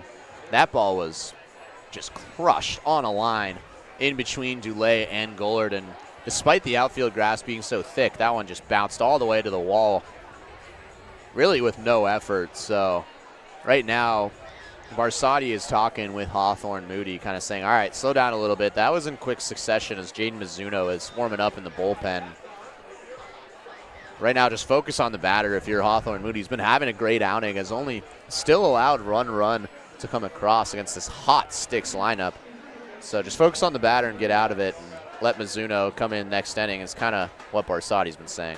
Mizuno warmed up quite a bit yesterday but never came in the game against the Berries just because Beckett Turnbow was so good on the mound. They really had no reason to pull Turnbow until it was the ninth inning, and Finn Still came in to close that out. But Jaden Mizuno will come in right here. Hawthorne Moody is done after 2 innings of work, and the Studs extend their lead to 4-0. Mizuno will come in for the first time in quite a few games. We didn't see him on the road trip, but one of the most innings on this team. He's thrown 13 1/3 this year and a 7.43 ERA, but 11 Ks in those 13 1/3. Yeah, he's been struggling as of late. Hasn't been able to find the control that we saw from him earlier in the year and what we saw at University of Puget Sound last year, where he led the team with an ERA just a hair over 2. So obviously there's a lot of talent with this guy, and going to another reliable arm now out of the pen as Josiah's going crazy to try to give out some free pizza over there down the left field line. The Zeke's pizza delivery here in the mound visit, and I think we've got a winner. It was pretty clear from the start that guy was looking for a bite. Jaden Mizuno will come in right here. This is the first lefty we've seen for the Fish Sticks today, maybe throwing a wrench into this Studs lineup, but I feel like with how they've been hitting the ball, they are seeing both righties and lefties fine right now. Wish I had a slice of that pizza. Yeah, so first it's burgers, and now it's pizza. I mean, do you want to just go get a meal? No. It's $3 Thursday. There's pretty good that deals is over true. there. That's the promo, though. Yeah. I don't want to Jacob Swanson myself and choke down a hot dog and get caught on camera for it. I'll be honest, I got caught pregame. Did you? Yes. Wait, do we have that clip? No. I actually think we do have that clip. We don't have that clip. Maybe we could show that clip you was on deleted. the That clip was deleted. Angus was going after a hot dog. Oh, no. Oh, thank God. Wrong replay. Dude, I don't. No. There it is. Look at that, the double Okay, bite. so I was Yes. So I was Got it in. just chilling up here, playing my brother in, like, you ever had Words with Friends on your phone? Of course, yeah. So the New York Times has like a Words with Friends game, and I was playing that, and I saw the dog, and I was just like, well, Yeah, I you might as got well to. go to town, and I looked like the most lazy person you've ever seen in your life. I'm up here, phone in one hand, hot dog in the other, looking like I'm getting nothing done with my life. Just hot dog word, like Yeah. not a good look for me. Eating a plain hot dog. Horrible look for me. Yeah. One of the worst looks I've ever had. So I apologize to everyone that had to watch that. No bev, no toppings, just straight dog.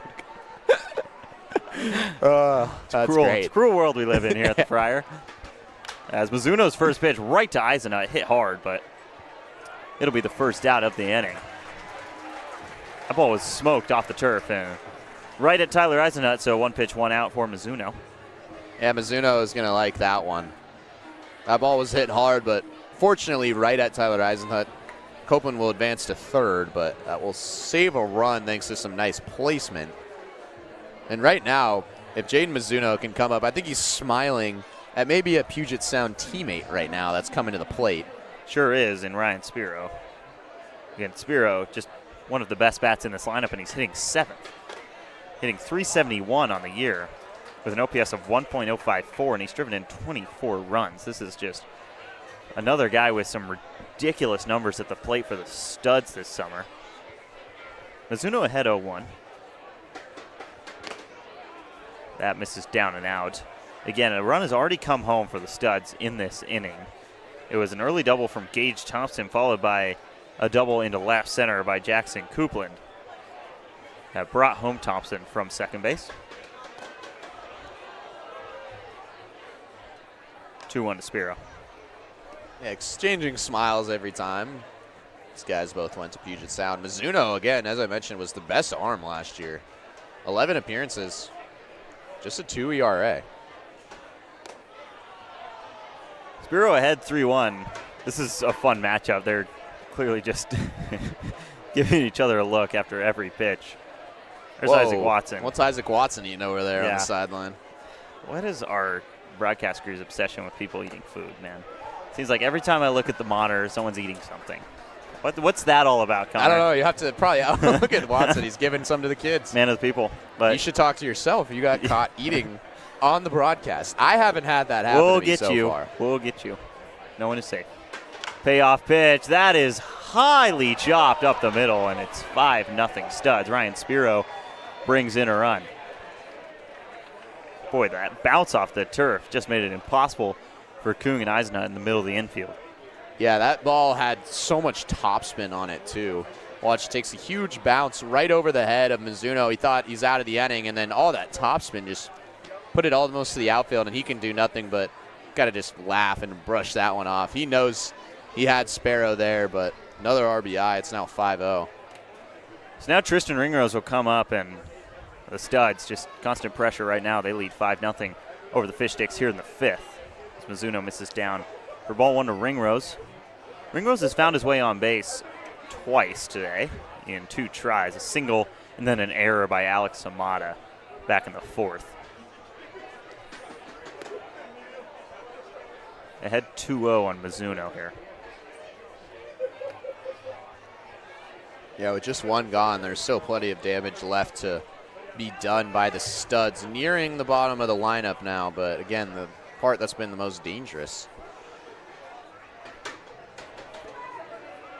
That's a nice pitch from the lefty Mizuno. Just slides it in front door for strike one on Ringrose.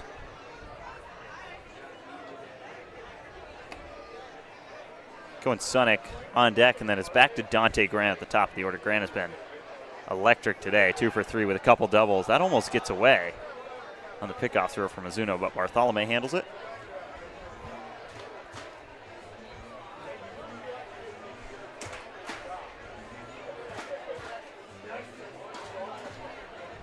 Three runs in the second, and now 2 here in the fifth. Studs leading 5-0. Sparrow breaks for second. Throw from Barsotti. You won't beat him. That's the first steal of the day for the Seattle Studs, and Mizuno is ahead in the count right here. It's 1-2. Or is it 1-2 in the stadium at least? I got a weird look from Kyle. He sure thinks it's not. We'll see. Again, we are the official scorekeepers, but I have it at, I believe, 3-1.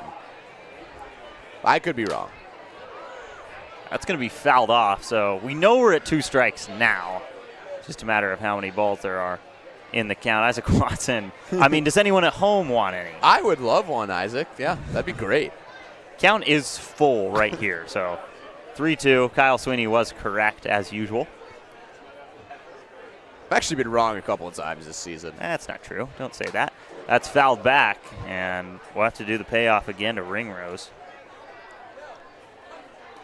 I was trying to gas you up there, and you just tore it right down. No, I appreciate that. I you know, as the analyst, I take great pride in making sure the counts are right. Because you've corrected me a couple times this summer in counts, you know. No, it's our you got to job. keep us in check. Yeah, everyone's got to stay on the same page. It's kind of our job. Another payoff. That's into right field. Sonoy ranging to his left, and he'll make the catch. Spiro's going to tag easily to third base. And there's 2 away here in the fifth. Yeah, nicely done by Jaden Mizuno to win that battle. Obviously, Spiro going to third base. It is an extra 90 feet, but with 2 outs, it's not the end of the world, especially with this short backstop. So Mizuno looking to get his 3rd out of the inning right here and limit the damage, but 5-0 against a team like the Studs is pretty difficult for the Sticks to climb out of. That one misses in to Cohen Sunick, and with 2 down here in the top of the 5th inning, there is still no one over in the Studs bullpen. So Vaden Lawrence virtually guaranteed to come out for the 5th inning.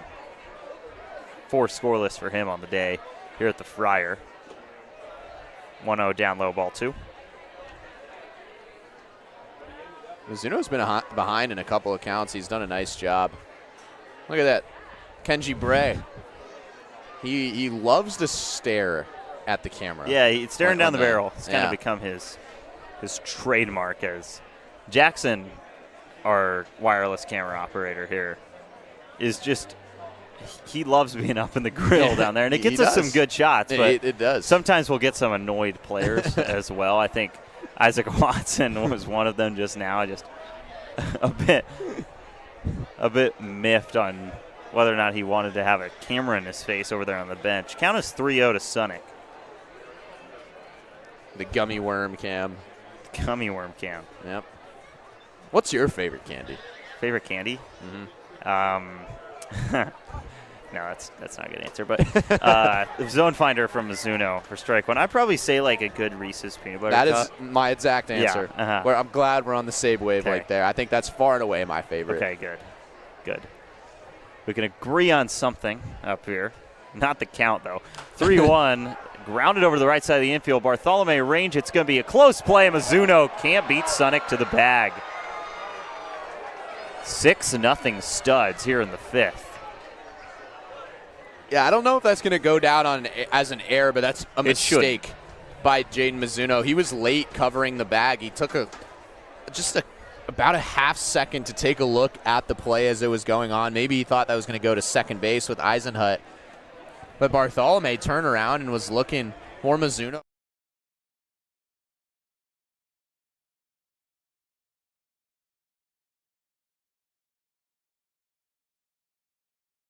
So now 6-0 Studs. And Dante Grant comes up. Grant has already done his fair share of damage today. 2 for 3 with a couple doubles, one of which brought in 2 runs back in the 2nd. Sunick not afraid to go, and he does right here. Barsotti, quick throw, tag from Kung. It slips out of his mitt. And Sunick is safe with the 2nd steal of the day for the Studs. Yeah, that's what Sunick's going to do when he reaches base. Obviously doesn't boast the best average on the team, but he's going to go, and he steals a lot of bases. And it's a good throw from Barsotti, but just tailed a little bit too far to the right now. Sunick's in scoring position, so anything in the outfield or Dante Grant will likely score another. Bradley Carl on deck as well. I mean, he's 0 for 3 on the day, but he's always dangerous, especially with runners on. We just haven't seen that side of him today. Ozuna, that might be a generous call on the outside half. That outside part to both lefties and righties has been pretty expanded today, I think. Yeah, boy, that was very generous. That would have been a 3-0 count with Carl coming up, and now it's 2-1. That completely changes it. Sunick breaks once again. Now that's chopped at Kung. Reads it well. Throw to Bartholomew in time. Sunick not able to score on that ground ball, but 3 runs are able to score for the Studs, and they extend their lead here at the Friar. It's 6-0 Seattle as we head into the bottom of the 5th on the Fish Sticks Network.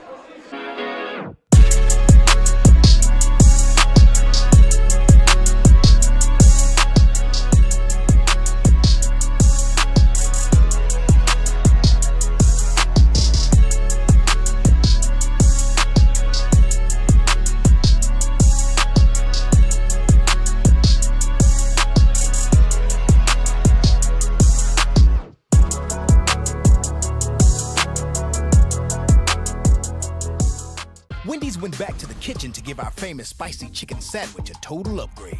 More crunch, more flavor, with heat that just hits. Is this our best spicy chicken ever? Looks like a yes to me.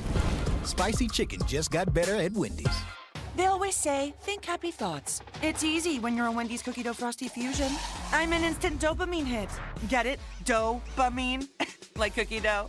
I said like cookie dough. Happiness is a cookie dough frosty fusion at Wendy's. So finally, some movement over in the Studs bullpen, but it is Vaden Lawrence. Back out for the bottom of the 5th inning, and he has been so good so far, 4 scoreless, and the Studs lead the Fish Sticks 6-0 here in the bottom of the 5th inning in White Center. Yeah, and this is, I mean, I've said it before, this is going to be an uphill battle. This is one of the best teams that they'll face this summer. The Sticks will, and it won't be the last time they face them either. So obviously all these PIL games are so important, and the Studs are 11-1. We've already highlighted that. And the Sticks are not having the same success they did last year when they took the PIL championship, and all these games are so important. So right now it comes down to the back half of the game right now. I'm surprised that there haven't been substitutions in the lineup for Mark Lynn and the Sticks. We might see some starting now, but you got to start putting base runners and runs on the board. These are the 2 most recent teams in the PIL to win titles. Obviously, the Fish Sticks won last year, and the Studs took it home in 2024. So both of these teams with high expectations here in the league, as Hamada is ahead 2-1.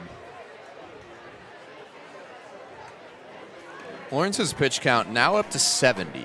So something to monitor. That's probably why there's action in the bullpen. This might be his last inning of work, which would be a breath of fresh air for the Sticks. Hamada fouls that back into the net for strike 2. I mean, like you said, there's been nothing going since those first 2 innings for the Fish Sticks. Only 1 base runner in the past 2 frames. And today, the Fish Sticks have left 5 runners on base in 4 innings. So they've had some opportunities, but also 6 Ks for Vaden Lawrence. He has worked really well. Count is 2-2 to Alex Hamada. It's Hamada, Gullard, Sonoy due up for the Sticks. And Hamada, another swing and a miss from this Fish Sticks squad. 7th K of the day for Vaden Lawrence. And now he's 2 times through the order, and the Fish Sticks still not on the board.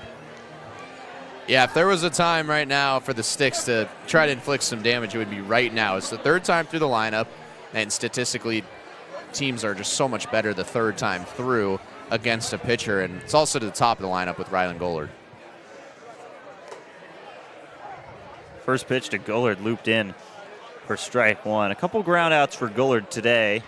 Grounded out over to the second baseman, Ringrose, in the first inning, and then a 5-4 fielder's choice. And that is right back at Ringrose. He can't handle it. It's going to go down as an E4. So Gullard does not extend the 21-game hit streak that time up, but he is on base for the first time today. And that might just be the spark that they need. Obviously, that was a hard-hit ball. Tough play for Ringrose at second, but Sonoy's whiffed on 5 straight pitches from Vaden Lawrence. If there was a time to square him up, it'd be now, the 3rd time through the order. Sonoy's seen 6 pitches, and all 6 have been strikes, and there is number 7 to start him off the 3rd time around. 5 of those are swing and misses.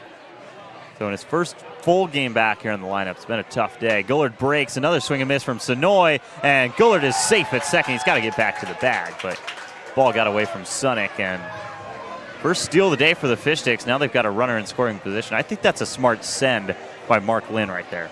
Yeah, and actually I think Gullard was gunned down at second if Fernandez is able to make a little bit of a better throw. Gullard's been gunned down more than anyone on this team, stealing second, but does have the most stolen bases by a mile. Now he's in scoring position. Sonoy behind 0-2 once again, and another swing and a miss. So he's seen 9 pitches, and all 9 have been strikes today for Riley Sonoy. Noah Kung will come up now. Runner in scoring position.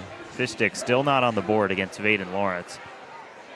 Pitch count now up to 77, and with an arm moving in the bullpen, you think this is his last inning for sure? I believe it is. Again, 3rd time through the order for him, and that is chopped over to Sunick. Charges in on it. Close play at first, and Kung beats it. Sunick, a bit of hesitation charging that ground ball, and the speed of Kung pays to be too much for Sunick to make the play. So now runners on the corners and 2 down, and Evan Hellner in the cleanup spot coming to the plate. Yeah, that was a nice job by Gullard to block Sunick's view there. But obviously, Sonic should have read that one off the bat and saw that it was pretty weakly hit. He should have been moving way faster than he did. So a bit fortunate. Now Hellner, who has been hitting so well this season, has a chance.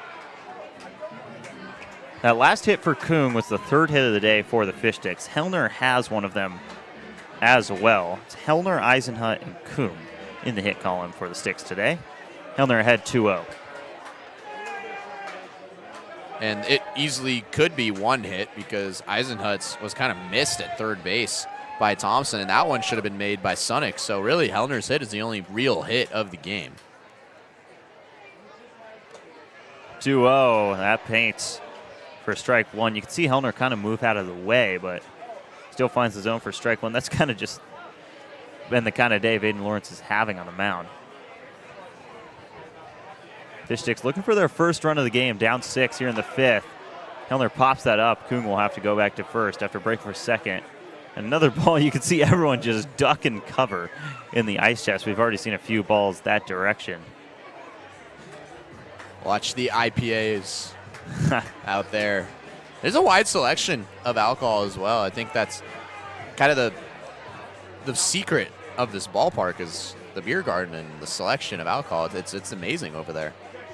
Of course, I'm 22. I am not going to risk it with this topic. Yeah, if I were not broadcasting, I would definitely make my way over there, especially on $3 Thursday. I would never. 2-2 count to Evan Hellner. Runners on the corners and 2 down. Coug stays at first, and Lawrence sits him down looking. 5 scoreless frames for Vaden Lawrence. Absolute nails on the mound for the Studs, and it's 6-0 Seattle through 5 at the Friar. Yeah, if that is the end of the night for Lawrence, as there's another look at his reaction, he's pumped up after that.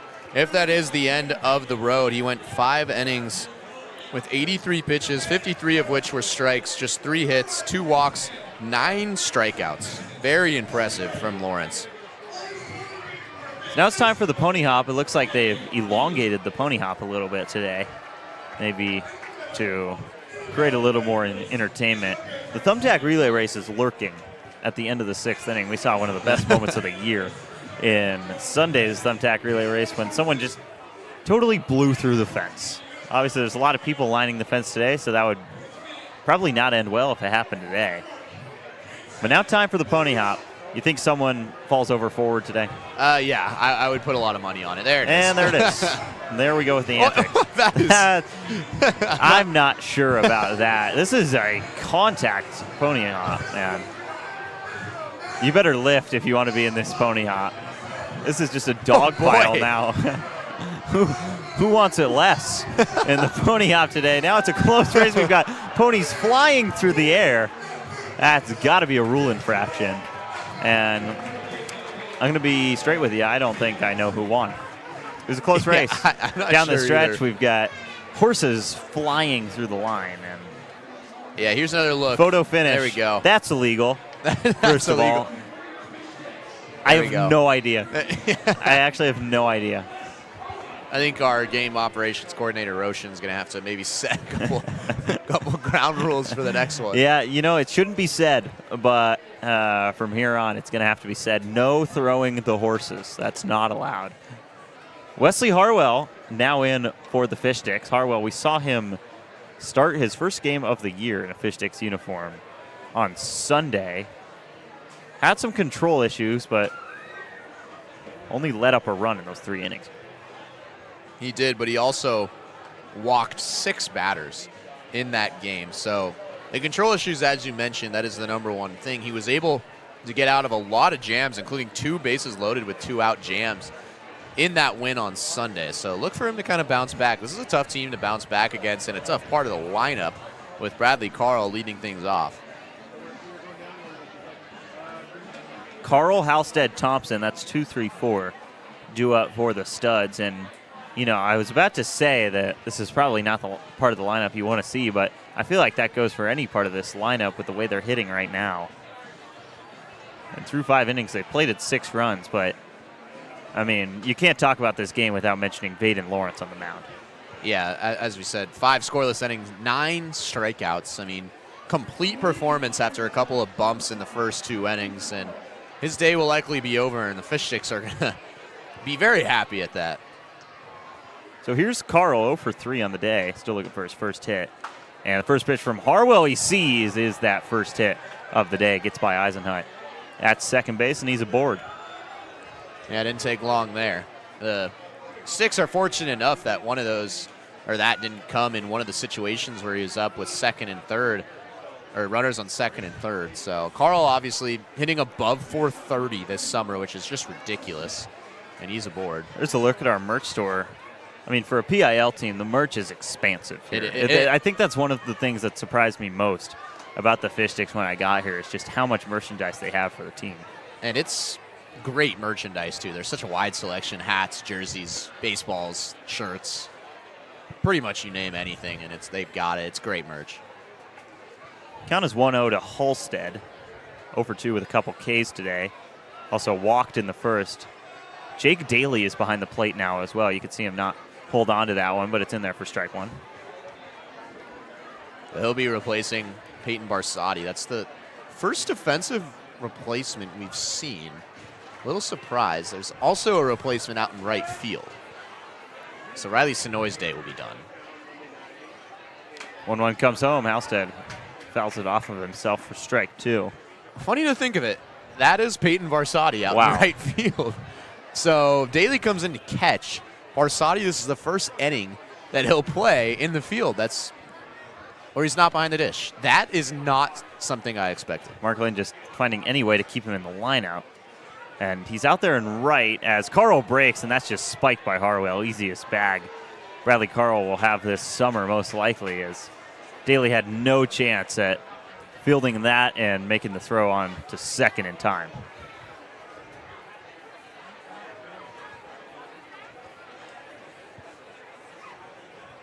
Count is 2-2. Wesley Harwell gave up a base hit to Bradley Carl on his first pitch of the day. Now facing Kai Halstead with Carl in scoring position after a steal, and Harwell and Daly will chat it out on the mound. I still can't believe Peyton Barsotti's in right field. I was just about to say the same thing. Obviously, he's 6'3", 245, so he's not the rangiest guy on the team. Rangiest? Rangiest. New word. Yeah. Look at that. Covers a lot of range in case the Cronkite school didn't teach you that. I think no school teaches that because that's not a word. 2-2 coming, and Halstead chases. As long as this throw is in time, it's the third strikeout of the day for Kai Halstead at the plate. Maybe he should have been the Dick's Burger batter. He should have been, because I'm getting hungry. And that would be $6 off Dick's Burgers, which would essentially mean free burger. It would not, for the record. You cannot grandfather strikeouts as the game goes on. That would be $2 off burgers. Yeah. Only the first strikeout counts. The actual Dick's Burger batter, Jackson Coupland, is on deck. And Gage Thompson comes up. Thompson, a double off Hawthorne Moody. That'll stay in fair territory for the time being, and it's a fair ball. The throw gets away, and Bartholomew can't apply the tag. Just a weird play down the line right there. It's ruled a fair ball, and Hamada's throw pulls Bartholomew off the bag. It looks like it's going to be ruled as a hit. The second of the day for Thompson. We'll get another look. Hamada does field that in fair territory. I think they made the right call there with a fair ball. Yeah, and that ball was definitely tailing foul. I think Hamada, just a lot of inexperience at third base. He's usually at second baseman. That's where he played all year last year, and that's where he's played all summer. So the inexperience pays off in a bad way there. Jackson Coupland now up. Coupland yet to be retired today. 1 for 1 with a double. Also hit by a couple pitches. First pitch he saw from Harwell was a strike. Runners on the corners and only one down for the Studs, looking to extend a 6-run lead here in the top of the 6th. Daly can't hold on to that. Now he can't find it. It's under the ump. It's kicked away by the ump. Now the runner breaks for home, and he's safe. Very avoidable right there for the Fish Sticks, but a stroke of bad luck, and it's 7-0 Studs. Yeah, that is not one you're going to see very often. Jake Daly, he did a good job of keeping that pitch in front of him, at least for the time being, and then just couldn't locate the ball. The umpire was over it. He was spinning around like a ballerina a little bit. And good read at third to get the run in. Thompson also advanced to second. He advanced before Carl even thought about coming home. That is grounded by Copeland over to Noah Kung, and throw is right on the money for out number 2. So Copeland retired for the first time today, but a run comes home with him at the plate, and let's get another look at this. So Daly can't hold on to it. Then it gets by him. He can't find it. Tries to back away and kicks it over towards the backstop. Heads up play by Bradley Carl to score on that. And it's 7-0 Studs. I mean, when are you ever going to see that again? You see something new every day at the Friar. We say it every broadcast, and it reigns supreme. Hot shot over to Hamada, and that time he makes the throw for out number 3. They retire Joel Fernandez, but a run comes in on one of the zaniest plays you'll ever see on a baseball field, and the Studs extend their lead to 7-0 here in the 6th. Wendy's went back to the kitchen to give our famous spicy chicken sandwich a total upgrade. More crunch, more flavor, with heat that just hits. Is this our best spicy chicken ever? Looks like a yes to me. Spicy chicken just got better at Wendy's. They always say, think happy thoughts. It's easy when you're a Wendy's cookie dough frosty fusion. I'm an instant dopamine hit. Get it? Dope-amine? Like cookie dough. I said like cookie dough! Happiness is a cookie dough frosty fusion at Wendy's.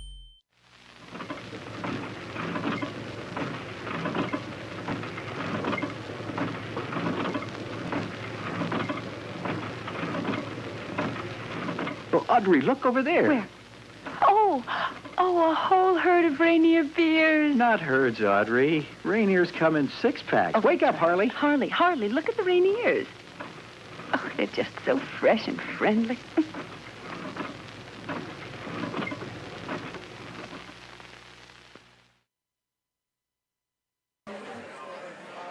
Robert Lutz in for the Studs, and that wraps up a pristine day on the mound for Vaden Lawrence. He goes 5 scoreless, and the Studs lead 7-0 here in the bottom of the 6th at the Friar.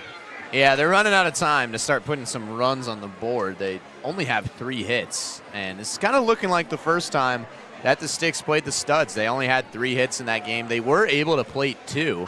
One of those was because Rylan Gullard got a great read on a pass ball at third base and was able to steal home. So right now the Studs are completely blanking the Sticks, and now is the time. With Vaden Lawrence coming out, we see a lower velocity pitcher in Lutz coming up, and the heart of the order due up. So right now, Braden Bartholomew's got to lead things off. Barsati's right behind him. 2 big power guys, and they've got to start stacking runs.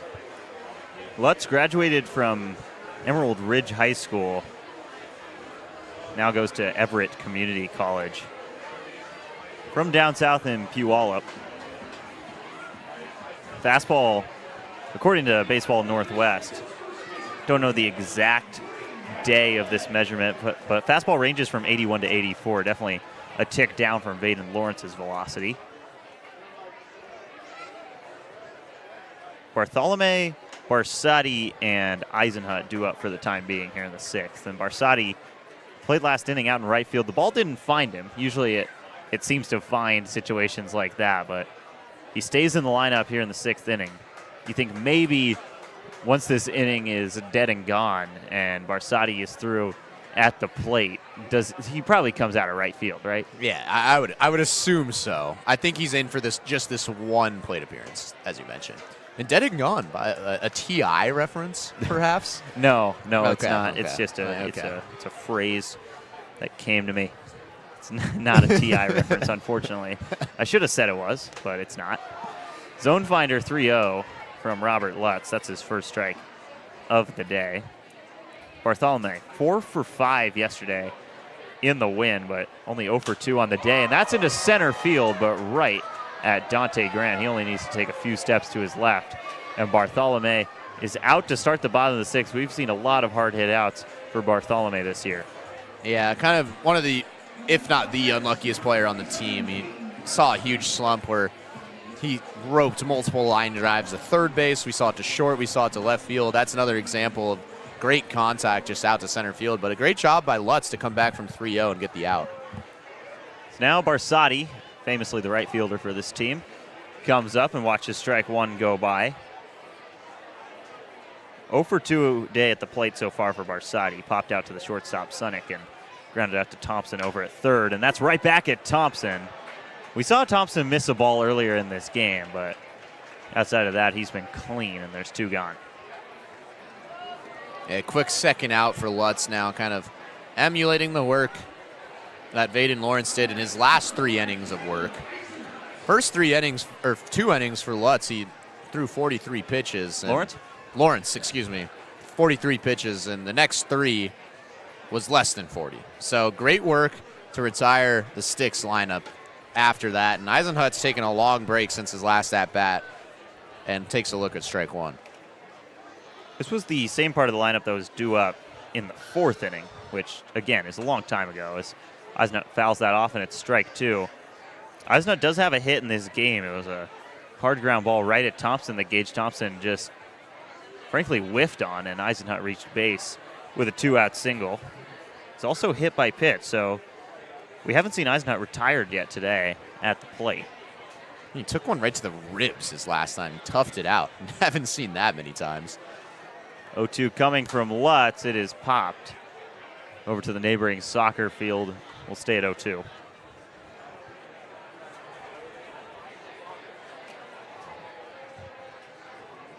Only 10 pitches in this inning for Robert Lutz so far, and a strike away from getting out of the 6th clean. 0-2 coming. Just misses up. Good take by Eisenhut for ball 1. Yeah, Eisenhut, he battled in that game-tying single he had against the Dudes where Alex Hamada eventually walked him off. Does he have another hit today? He does. That'll stand up in front of Dante Grant out in center field. And Tyler Eisenhut, 2 for 2 on the day. A bright spot in this Fish Sticks lineup. Yeah, he battles back again, as I was saying, just takes it right up the middle. That's been his MO this season. Balls up the middle and balls to the right side of the outfield. He's on once again, and it's great to see him back and in form in this lineup. Dule watches down for ball 1. Dule 0 for 2 with a fielder's choice and a strikeout on the evening. Playing out in left today. That'll miss in on the ankles for ball 2. Sticks are no strangers to 2-out rallies this season. In that 7-1 win, they plated 5 runs in the 4th inning. A lot of that came with 2 gone. Eisenhut breaks for second, and Dule fouls it off on the hit and run. So Tyler Eisenhut will have to retreat to first base. Count is 2-1. I know 2-0 is a hitter's count, but Lutz has been behind in a lot of the counts he's been in so far. It's interesting that they put on a hit and run scenario when Eisenhut's more than capable of beating out the throw regardless. So a little interesting that Coach Mark Lynn had Jackson Dule swing there. And you can see Eisenhut, when he broke for the bag, he was on the jog. So expecting Dule to put that in play. 2-1 count. Dule fouls it off down the first base line. Count is 2-2. Vaden Lawrence got it rolling on the mound for the Studs with 5 beautiful innings. And now Robert Lutz looking to make it 6 scoreless for the Fish Sticks here at home.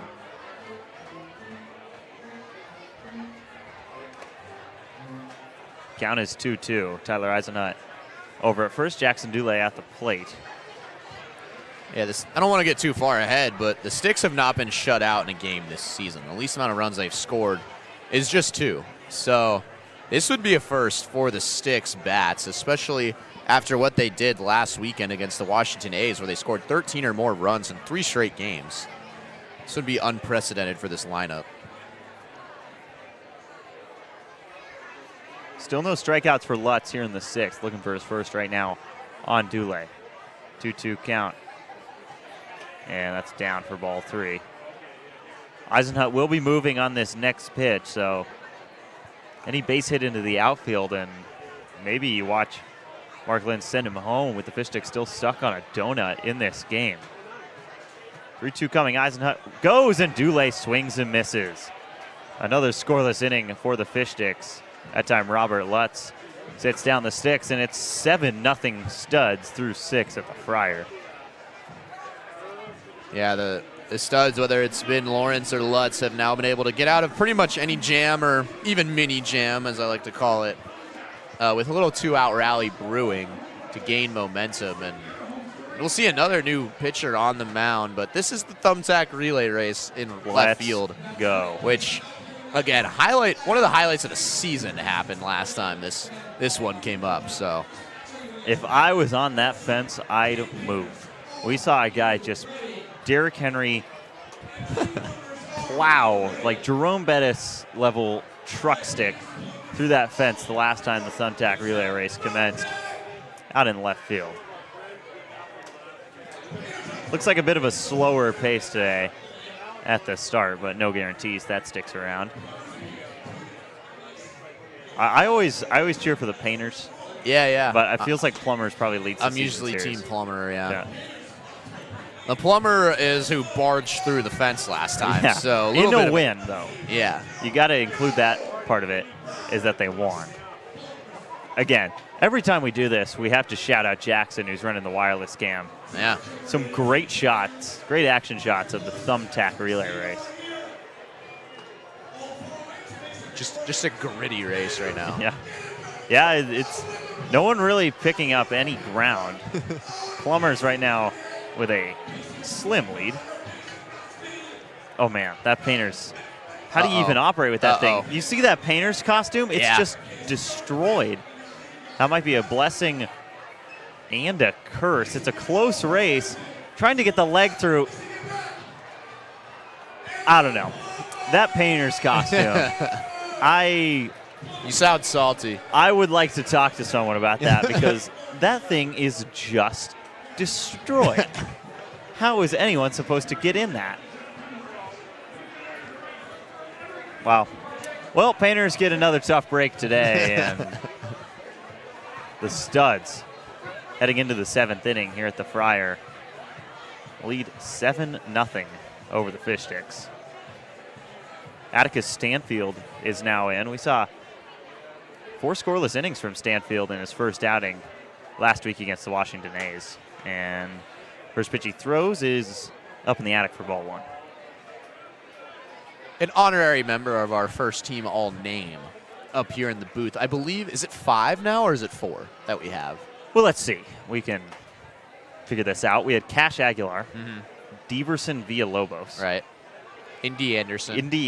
I think and Atticus Stanfield. Yeah, he's the 4th. So we got 5 more to fill out this summer. Probably, I don't know. Seems like we're going to have to start handing out nominees at some point. We've probably seen most of the teams that this team is going to play this year. It's true. 2 balls and 1 strike to Ryan Spiro. It's Spiro, Ringrose, Sonic. 7-8-9 due up for the Studs, and count was 3-1. Spiro is on for the 2nd straight time and 3rd time today. Yeah, we saw Stanfield for the first time in a Sticks uniform on July 3rd against the Washington A's. The first game of that 3-game series, he went 4 innings, allowed just 2 hits, no earned. Did have 3 walks, but struck out 5. So a really good start to the season. I'm looking to carry that into a tough lineup against the Studs. Big lead for Spiro on lefty Stanfield over at first. He'll stick around, and the first pitch is in for strike 1 to Ringrose. Ringrose 1 for 3 on the day, reached on an error by Hamada back in the 4th, and a single in the 2nd that loaded the bases, and Studs ended up scoring 3 of their 7 in that 2nd inning. It's foul back for strike 2, so Stanfield ahead. It's great recovery after a 5-pitch walk in his first batter up against the Studs lineup for Stanfield. Cohen Sonic on deck, and then it's back to the top of this Studs order, which has been so good. Dante Grant in particular, 2 for 4 on the day, has driven in a couple runs. 0-2 is outside for ball 1. Yeah, that changeup is kind of what Stanfield's been showing off in this at-bat. It kind of tails away from him, almost like a screwball in a way. See if he goes back to it. Against the righty Ringrose, that would make good sense here. 1-2, that's a pickoff throw that is just to the moon, and Spiro will advance to second base. Beckett Turnbow comes in and replaces Tyler Eisenhut at second. He covers that throw, and Eisenhut moves to third now. So Alex Amada is out of the game at the corner, and that is just so far away from Bartholomew. I don't think Yao Ming would have caught that one. So Spiro creates chaos on the bases. And now a runner in scoring position. Studs just in the driver's seat right now. And Ringrose fouls that off in a 1-2 count.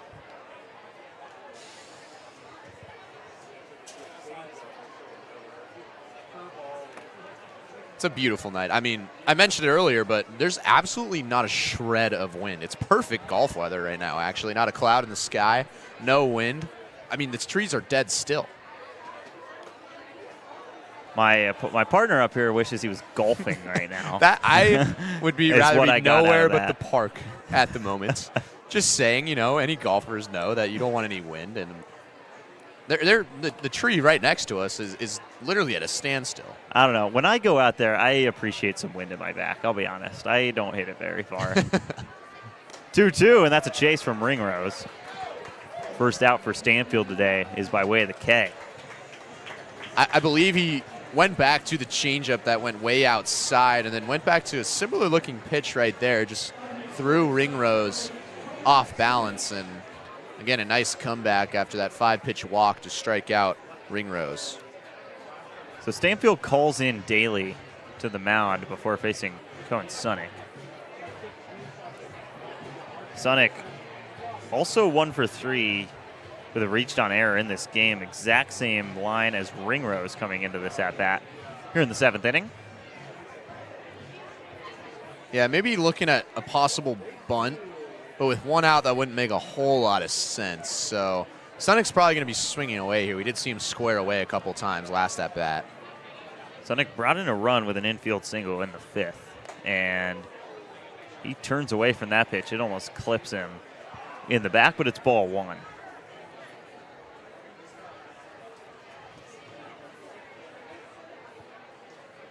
First of 3 straight PIL tilts for the Fish Sticks this weekend. They face the Seattle Blackfins right here tomorrow, and then the Northwest Honkers. The first time we've seen the Honkers at the Friar this year, that is on Saturday. Counts 2-0 to Sunick.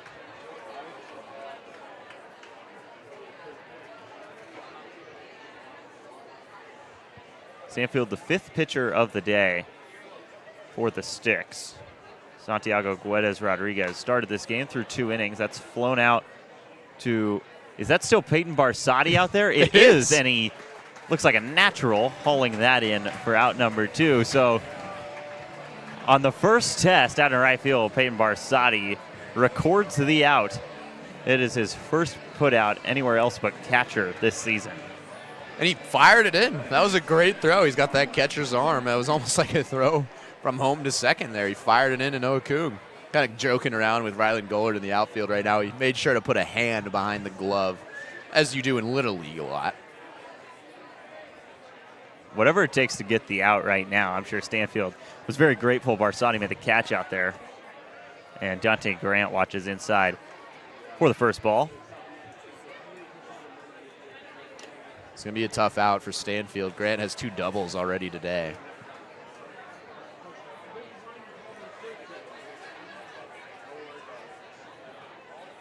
Grant came into this game hitting .243, so maybe confused. Well, why is he in the leadoff spot? As he grounds out to Bartholomew. And it is time for the stretch here in the Fish Sticks. As Grant, I was getting to the point that he spent time in the Padres organization, but he grounds out to Bartholomew, and 7-0. The Studs still lead heading into the bottom of the 7th. Once upon a home in the Issaquah Highlands, the Parkers used Thumbtack for a new kitchen island. Now the pizza is cooking and the kids are excited. Thank goodness for Thumbtack and all it provided. Start your home story on Thumbtack.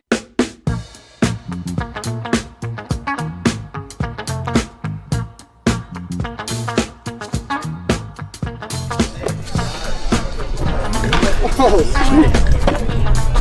Thanks, Crispy.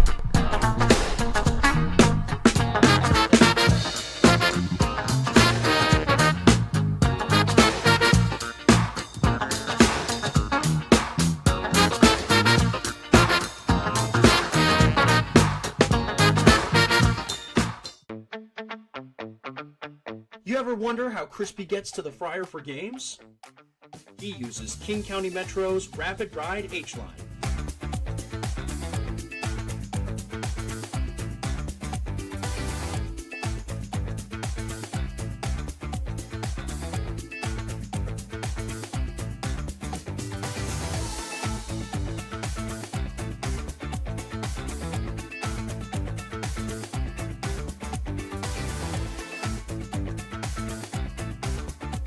King County Metro, the official commute of your DubSea Fish Sticks.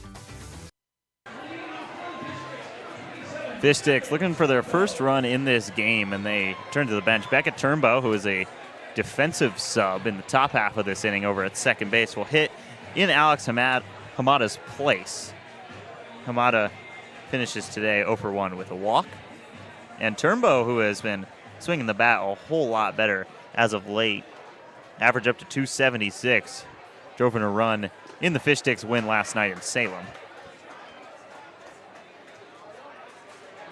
And talk about a heater. There's a couple of guys we highlighted in the A's series, but Turnbow was right at the top of the list. In that series, he had a 3-hit game and then another multi-hit game. So he had 5 hits in that series and then another hit in Marion. He's ahead 2-1 on Robert Lutz, who is back out for his second inning of work. That is way high, 3-1. Turnbow, Gullard, and not Riley Sonoy. So Riley Sonoy came out of this game out in right field. So Turnbow, Gullard, Jake Daly do up. Just a very confusing substitution for the Fish Sticks, with Peyton Varsati ending up in right field and Jake Daly going behind the plate. A lot of moving parts, but Daly do up here in the 7th, and Turnbow reaches with a leadoff walk. So base runners are going to be key if the Fish Sticks want any chance in this game, and Turnbow does his job as the leadoff man. Yeah, and I'd be willing to bet that Turnbow's going to take off here. He takes off a lot when he's on base. He's 5 for 6 on stolen base attempts as Cole Miller is starting to warm up in the bullpen. So Turnbow, a likely candidate to go for second here, especially with Gullard at the plate. Gullard still looking for that first hit on the day. Again, just a generational heater to start this year. A 21-game hit streak on the line down the stretch of this one. He's 0 for 2, also reached on an error. And he's ahead 2-0 on Lutz, so 7 pitches for Lutz in this inning, and only one of them has found the zone.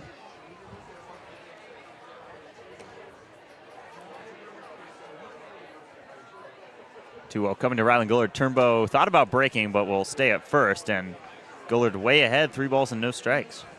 Yeah, take sign all the way here for Rylan Gullard. I mean, unfortunate for the hit streak if this one does go out of the zone, but right now the Sticks need base runners. And that 3-0 right in the bucket. Takes it like a champion. We saw Vaughn Lowe get hit in the helmet yesterday against the Berries, so interestingly enough, 2 straight games where a fish stick is just drilled right in the beam. And Gullard reaches base for the second time today. That was not a sound I think I've heard at the ballpark in a while. He squatted down to try to avoid that, and it kind of just scraped him on the helmet. Yeah, you'd never believe it, but I've heard that sound 2 days in a row now, because it was the exact same situation where Vaughn Lowe just got conked right in the head yesterday and was perfectly fine. That's why you wear the helmet. Just ran on over to first, and now Gullard gets that same treatment against the Studs. They're going to leave Robert Lutz in, maybe just not an arm ready at this point for the Studs. And runners on second and first, nobody out. Sticks trail by 7, but here in the 7th inning, you've got the heart of the order around the corner. At some point, you have to start getting runs to the plate, and it feels like right now is a perfect time to do so. Yeah, especially with a guy like Daly who showed a flashing hot streak at the beginning of the summer. This is a good time for him to kind of wheel things around. He's been struggling at the plate. It's inside for ball 1, so another miss from Robert Lutz. That now makes it 9 balls and 10 pitches here in the 7th for Lutz. And now a lot of action going on in the bullpen for the Studs. 1-0, that's in there. 4 strike 1, the first strike we've seen from Lutz in 8 tries. 7-0 Studs. Fish Sticks still looking for their first run. Like you said, lowest run output of the year for the Sticks is 2, and that hits Daly right in the knee. So the bases are loaded, nobody out. You got to think Lutz is coming out at some point as the Fish Sticks, the best opportunity they've had all game to score a run. Bases loaded, nobody gone.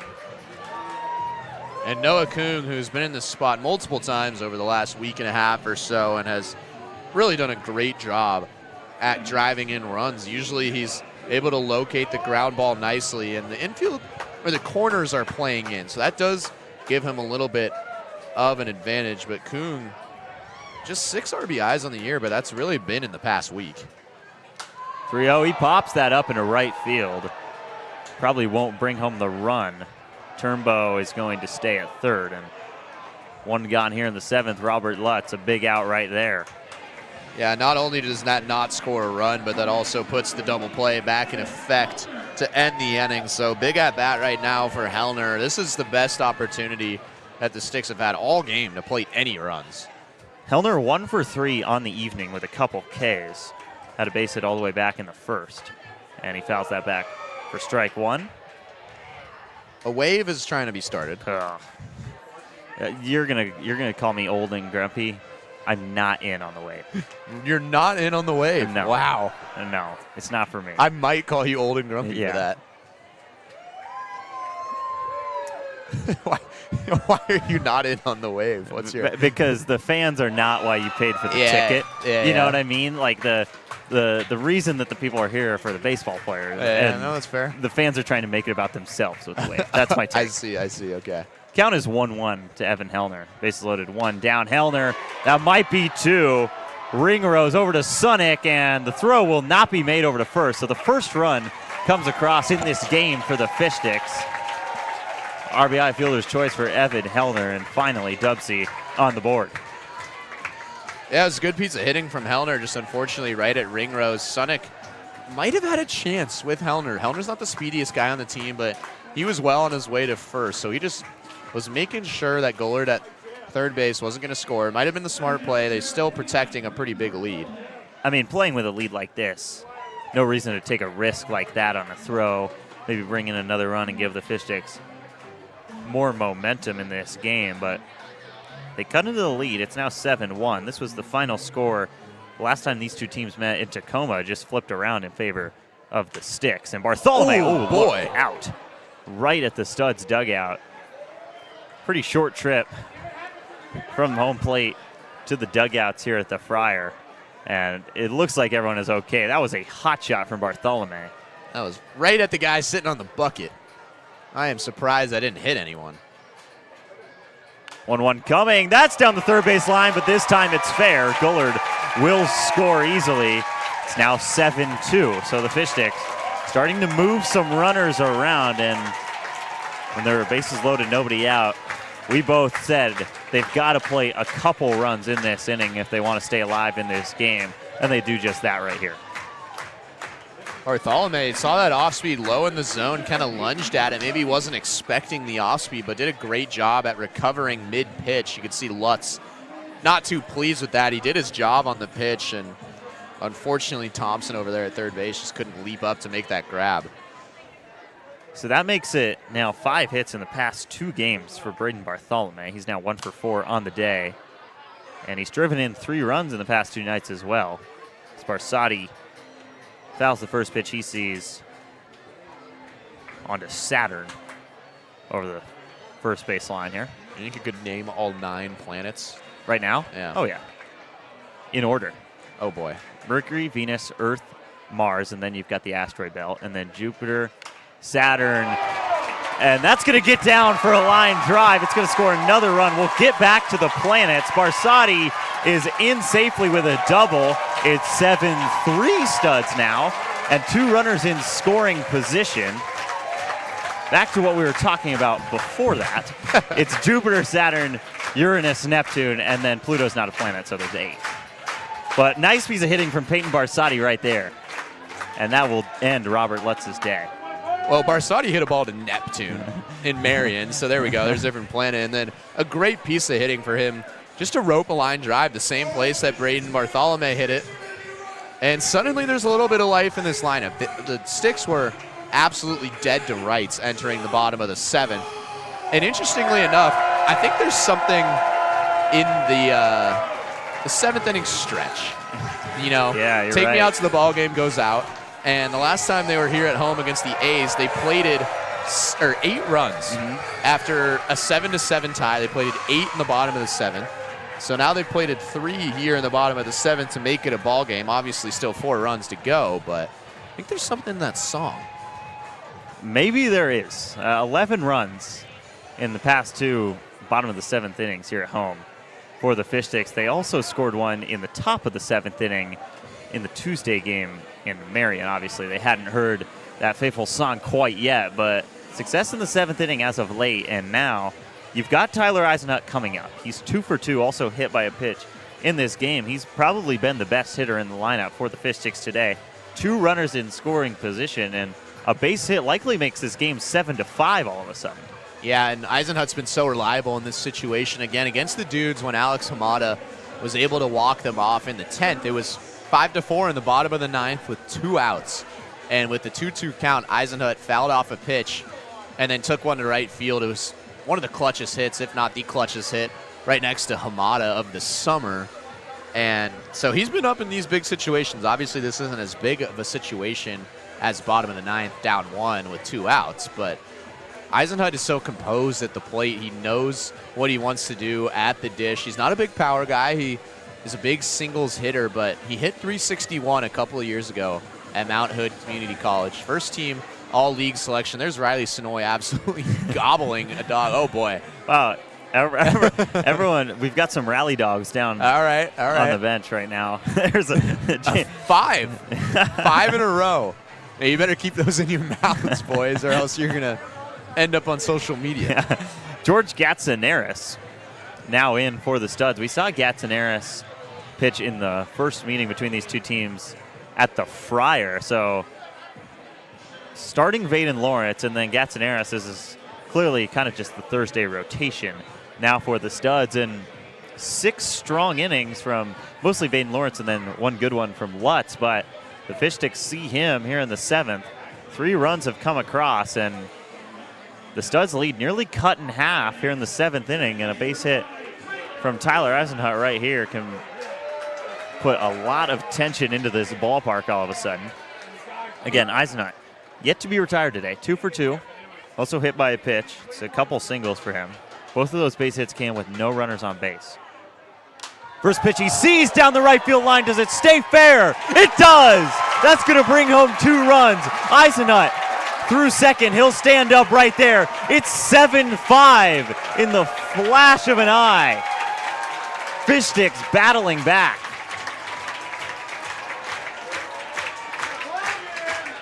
Yeah, just a really nice job by Eisenhut. First pitch he sees on a new pitcher. He knows exactly what he's going to do. He loves to swing at the first pitch. Sees it on the outside part of the zone, takes it to the right side, just like he did against the Dudes in the 9th inning. And man, Tyler Eisenhut is having a ball game right now that slices the lead in half. And suddenly, like you said, in the flash of an eye, it's a 7-5 ball game. So Eisenhut heads back, a bit of a delay right now. Maybe they're getting a pinch runner for Eisenhut. Maybe he's just changing something out. I don't know what the delay is right now, but a huge hit from Eisenhut, his 3rd of the day. Now 3 for 3 at the plate. And it looks like Rodrigo Montano is going to hit for Jackson Dule, and Vaughn Lowe is taking off the hoodie. He is probably going to pinch run for Eisenhut right now, and Lowe does have some speed, but you've got Eisenhut 3 for 3 on the day. It looks like Eisenhut's kind of stretching out a leg over there. Maybe he pulled something on the way over to second base, and if that is the case, that is just a tough scene after such a good day at the plate for Tyler Eisenhut. Yeah, the last thing I'm thinking, especially like you said, when he's 3 for 3 and a good amount of speed, is to pull him for a pinch runner, and Vaughn Lowe is not the speediest guy on this team. We'll just call it spade a spade. So there has to be an injury or something there for Eisenhut that'll put an end to his day. I would really, it'd be hard to think that they would pull him at this point. But right now, Rodrigo Montano, a chance to make this a one-run game. Also, Lowe can play third base, which is where Eisenhut was in the field. So that explains the decision to go with Lowe on the base pass. Rodrigo Montano watches the first pitch in the turf. Lowe will stick around at second. Maybe he would have made it to third. It would have been a tough play. And this game felt over. The Studs were in cruise control for the first 6.5 innings of this game. They led 7-0 heading into this frame, but the Fish Sticks plate 5, and all of a sudden we've got a 2-run ball game here at the Friar. Rodrigo Montano representing the tying run. 1-0 on the way from Gatsonaris, and it's in there for strike one to Montano. We haven't seen Montano too much at the plate this year. We've seen him more on the mound. 2 for 6 on the summer with a double to his name, and he came up in a really big spot in that Dudes game where Tyler Eisenhut came through, worked an 8-pitch walk where the Fish Sticks were down to their final strike with Montano at the dish.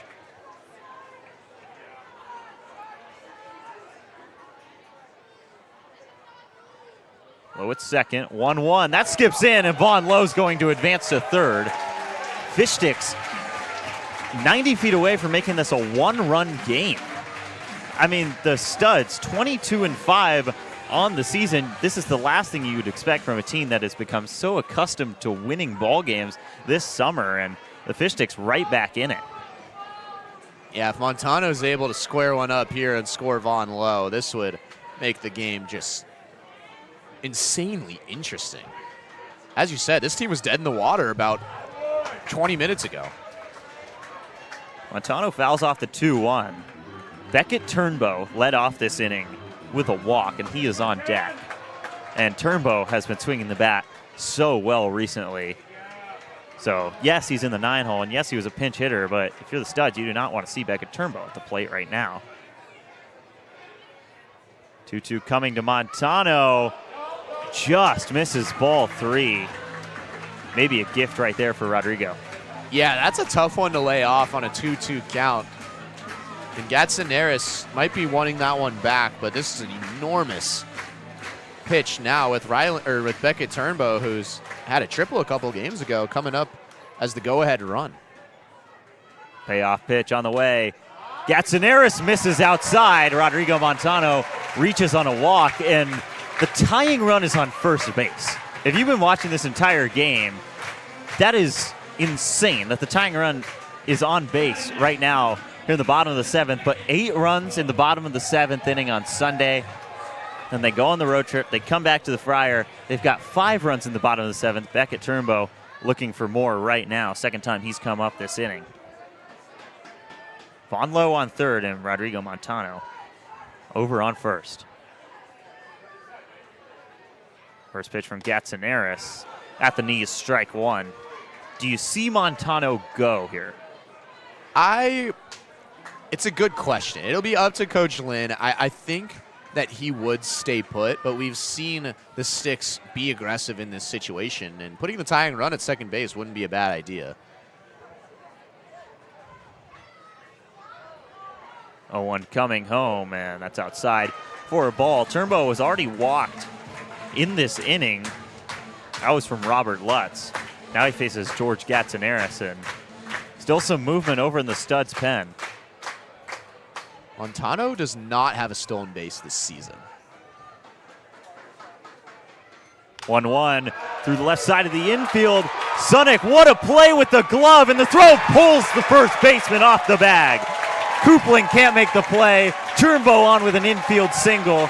7-6 Studs, and the tying run is on second base.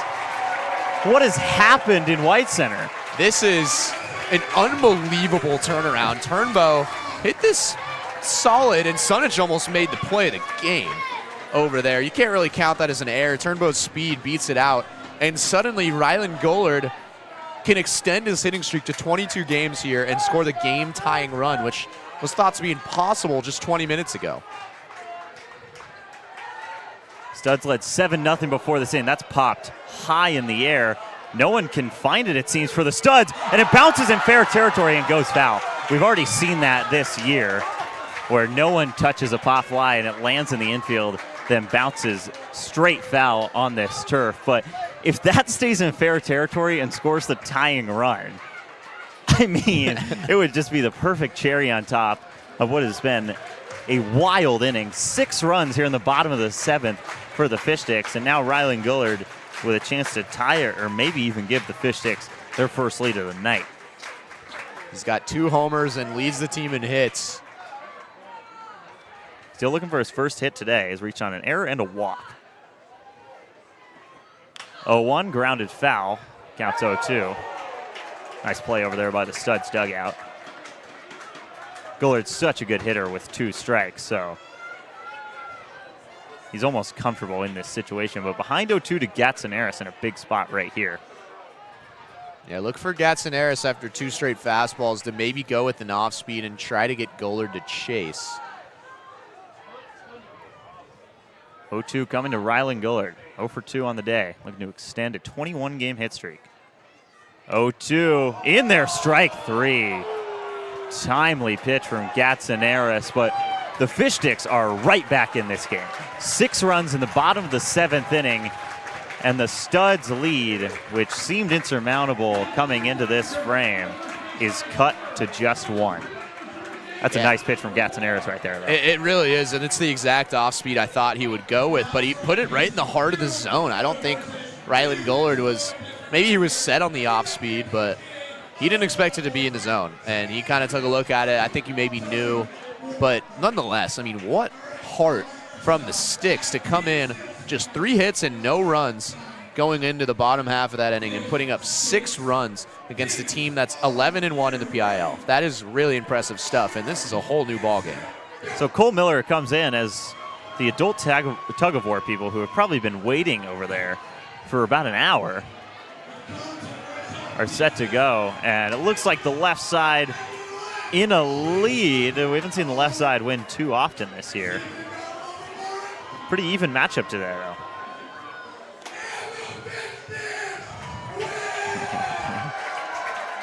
Apparently that was the Fish Sticks. Josiah's going crazy today. He is just a ball of energy today. Even more so today than usual, which usual is like it's like a 9 already, but I think Josiah's at an 11 tonight. And he's got every reason to be hyped, as this game has just been flipped on its head. The Studs are still out in front. The score is 7-6, but it was 7-0 at the stretch, and the Fish Sticks, I mean, to put it frankly, felt dead in this game.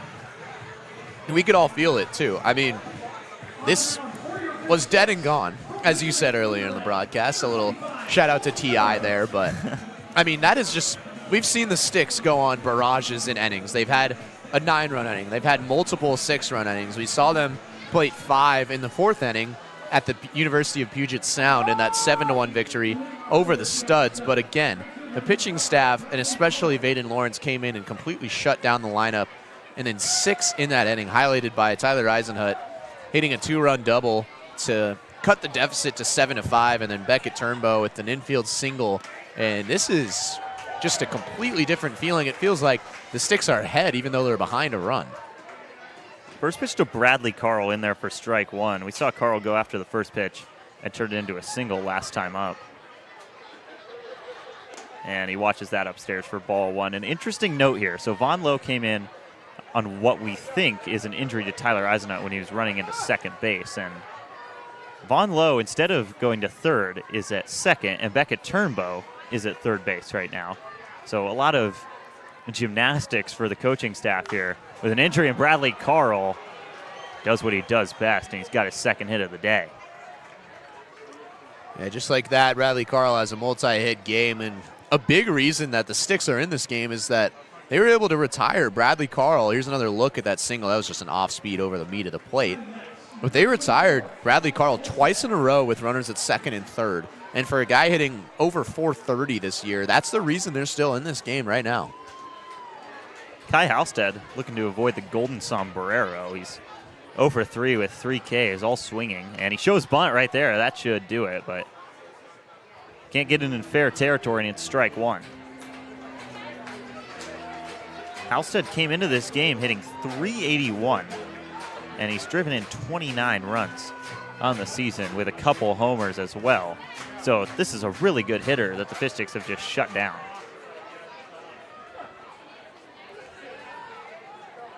Oh, one Halstead showing bunt again. Look how far Turnbow is. That's down and out for ball one. Yeah, with the guy like Halstead who's hitting 381 this summer, I wouldn't expect him to show bunt past the first pitch. It looks like Bradley Carl is going to come out of the game for a pinch runner. Wow, so we saw Tyler Eisenhut come out of the game after starting 3 for 3, and Bradley Carl will trade helmets with a pinch runner right here. That is Freddie Frias Moreno coming in for the Studs, and you've got Bradley Carl. This is kind of the same thing we were asking when Eisenhut came out, is you've got Bradley Carl who 2 for 5, which is below his average on the season, and now you take him out for a pinch runner. Are they just looking for a run that badly right now? It seems like it. Now Miller, that gets away, and Halstead doesn't even have to lay down a bunt. That advances Frias Moreno to second. Got to make Halstead earn that runner, and Miller just spikes it for ball 3. I think the thought process is that they can replace Carl out in right field. Now, they think that if they were to win this game, Carl would not come up again in the lineup. So it is a little bit of a gamble from the Studs to put a pinch runner on. Already gets a base on a wild pitch. That's lined over to Kung, and he can't make the play. It's in shallow center. They're sending Frias Moreno home. A hesitation from Kung. Throw not in time. Daly doesn't even check to tag home plate. Halstead advances to second. Quickly 8-6 Studs. So a lightning fast response to the 6-run 7th from the Fish Sticks, and the Studs back in front by 2.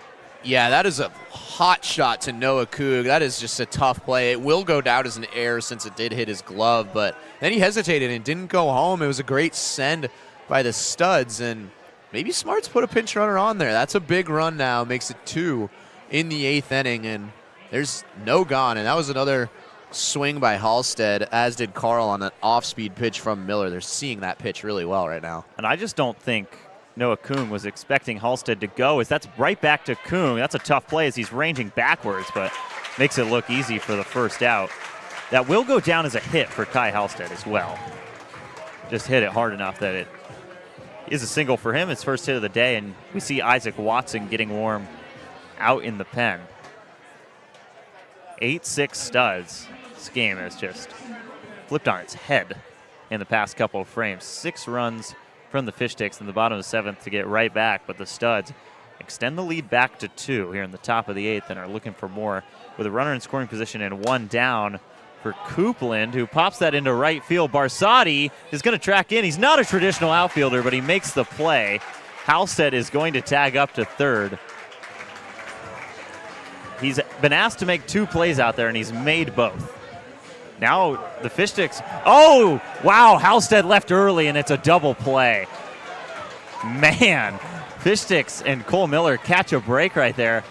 It's going to be an assist on a double play for Peyton Barsati out in the outfield, as we all expected. Boy, that was wild. Barsati again, only a catcher. He makes that play look not very easy. There's that look. Again, did Halstead leave early? That was the call. So you can see Turnbow, he went back to throw it to Cole Miller and then just throws it on over to Kung at second base, and Halstead is called out. They're still having a chat over at third about where that call came from. Halstead still arguing it. He's not happy. He definitely isn't. And I don't know if we have a replay of him on second. Here's Barsati making the play. Not being an outfielder normally and making a jumping grab. So we can see Barsati jump a little bit on that last angle. If we can kind of line those up in a sense, as the water taxi is just doing a joyride through the outfield right now, but if we can kind of line that up, just such a weird sequence in what has turned into a very weird game here on $3 Thursday, and the Studs leading 8-6. So Barsati leaves his feet right there. He catches it. What a shot. Here we go. Okay, we couldn't see Barsati quite yet, so we can't line up the clips unless we get both of them side to side at the same time. Okay, I don't think Halstead left early. Yeah, I think he stayed on the back. I think that's a bad call, and I don't think any of the umpires got a good read on that. I think Halstead's got a point, and he would be on with 2 gone at the heart of the order, which had been doing all the damage for the Studs. So he's got a reason to appeal there, but man, what a turn of events. That's a super lucky break for the Sticks. PJ Moritz now in. We saw 2 pitchers in the 6-run 7th. Robert Lutz started it, and then George Gatsonaris got out of it, but not before the Fish Sticks fought their way right back into this game. And 1 run comes across for the Studs in the top of the 8th. So now it's 8-6 Seattle, heading into the bottom of the 8th inning, and this crowd's got life. And you wouldn't think that the Studs just scored a run to make it a 2-run game, and you wouldn't think that the Studs have led the entire way through, but there is some signs of life with this Fish Sticks lineup, and they've got Jake Daly, Noah Kuhn, and Evan Hellner coming up. Yeah, PJ Moritz, a Long Island University guy. Fins up. Yeah, look yes. at that. Where Ja'Kai Howard just committed to, by the way. Looking for maybe a third option there. But nonetheless, Moritz will be on the mound. So D1 guy coming in to try to close things out, maybe in the last 2 innings. And after Vaden Lawrence came in and absolutely shut down the Sticks through 5 innings, it has been trouble for this bullpen. So Jake Daly to lead off. He was hit in the side of the kneecap his first time up today after Riley Sonoy struck out 3 times in as many plate appearances. Moritz a bit of a sideways arm angle, and it's down low for ball 1. Daly hitting .207 on the year from St. Peter's. So a couple New York City area schools going at it between LIU and St. Peter's. That would be an electric basketball matchup. That would be. That's a sicko matchup. I would be tuned in on ESPN Plus for all 40 minutes of that game. That would be like the perfect late December, like last game before conference play, and you know what's on tonight. It's December 27th. I'm just going to look at the plus and see if anything's going down. You got LIU St. Peter's going down the East Coast. Nice. I miss it. That's a first 4 matchup right there. Zone finder for strike 1 from PJ Moritz to Jake Daly. Daly looking to reach base for the second time, and that's Kung and Hellner. And after Hellner, it was Bartholomew Barsati Eisenhut. That was the part of the lineup that brought in the bulk of the runs, and Jake Daly is aboard to lead off the 8th inning. Yeah, now a big opportunity for Noah Kung to make up for a mistake in the field that allowed that 8th run to come in and score. Granted, it was a line drive right at him, but he could have made the play. So chance to keep this momentum up at the plate and erase that mistake. Kung is 1 for 3 on the day. Also has a walk. Daly breaks, and that hits Kung in the back knee. Runners on second and first, nobody out. The tying run is back on base for the Fish Sticks, just like it was in the 7th inning. And Evan Hellner, who has a hit in this game as well, will come up. So Moritz, a couple free passes. Yeah, Ow. that Ow. makes you cringe a little bit. That is, ooh. That might be a 2-seamer from Moritz that just crept in late. And man, that's a tough one for Kung to take, but now there's 2 on, nobody gone, and the heart of the order coming up. 4th hit batter for the Fish Sticks today. 6th total between these 2 squads. First pitch to Hellner, downstairs for ball 1. 6 hit batsmen in this game. That's got to be a record for the summer and for my baseball viewing experience in a while. Tying run is on first for the Sticks. They have not led in this game. As Hellner, big cut and miss. Counts 1-1. They trailed by as many as 7 runs in the going into the bottom of the 7th inning, and then they woke up for 6 runs in that frame. Studs responded with 1 in the top of the 8th, but tying run on first in the form of Noah Kuhn. Hellner now shows bunt. It's a beauty. It stays fair. The throw onto first is in time. Hellner lays down A textbook sack bunt. And now Braden Bartholomew comes up. Bartholomew, team leader in runs batted in with 21 now. He's got one in this game already. He went 4 for 5 yesterday. He's 1 for 4 today. This is the guy you want up if you're the Fish Sticks. Yeah, Hellner's not going to be one you see bunting often, but Bartholomew, he has been huge in multiple situations this year. He's got the team lead in homers. He's the go-ahead run. First pitch he sees, misses inside for ball 1. On a night where we've seen so many batters hit, Bartholomew, the ball magnet himself, still hasn't been hit. I'm going to call it hit by pitch, which is not smart, but I'm calling it right here. He's going to get hit. 1-0. That's down and out, ball 2. He's ahead in the count right here. Now, a hit by pitch would actually not be the most terrible thing in the world for the Studs. It'd put a force out on the bags with 1 gone and a double play ball imminent, but Bartholomew's been swinging the bat so well. Got to expect him to go after a strike when he sees it, but he's ahead 3-0 on Moritz. Like you said, there is a free base, and Braden Bartholomew has been so good as of late. A walk would not really hurt the Studs too much. It would just put the go-ahead run on if Peyton Barsati does do damage right after him. 3-0 count, and that misses, so a 4-pitch walk issued to Braden Bartholomew. The bases are loaded with 1 out. The Fish Sticks were down by as many as 7 runs, and now Peyton Barsati comes up with a chance to tie this game or maybe even give the Fish Sticks the lead. And the reason that he's in right field right now as a normal catcher is because he's been so good at the dish. And he had a RBI double his last time up, and he is more than capable. We've seen it twice this summer of going yard as well. So a lot of power with this guy. 1 swing in this this game completely flips on its head. 3 homers on the year for Peyton Barsati. Driven in 8 runs coming into this game, and then a 2-run double, or excuse me, a 1-run double his last time up in that big-time 7th inning. Bases loaded, 1 down. Anything but a ground ball right now if you're the Fish Sticks. That might turn into a double play and end this inning. First pitch from Moritz outside, ball 1. Is Barsati taking until he sees a strike right now? Morris has issued 2 walks and hit Noah Kuhn. Not a hit for the Fish Sticks in this inning yet. I believe so. It's also a 4-pitch walk. So yeah, you got to take until you see a strike here for Barsati. 1-0, and there is that strike, so it's 1-1.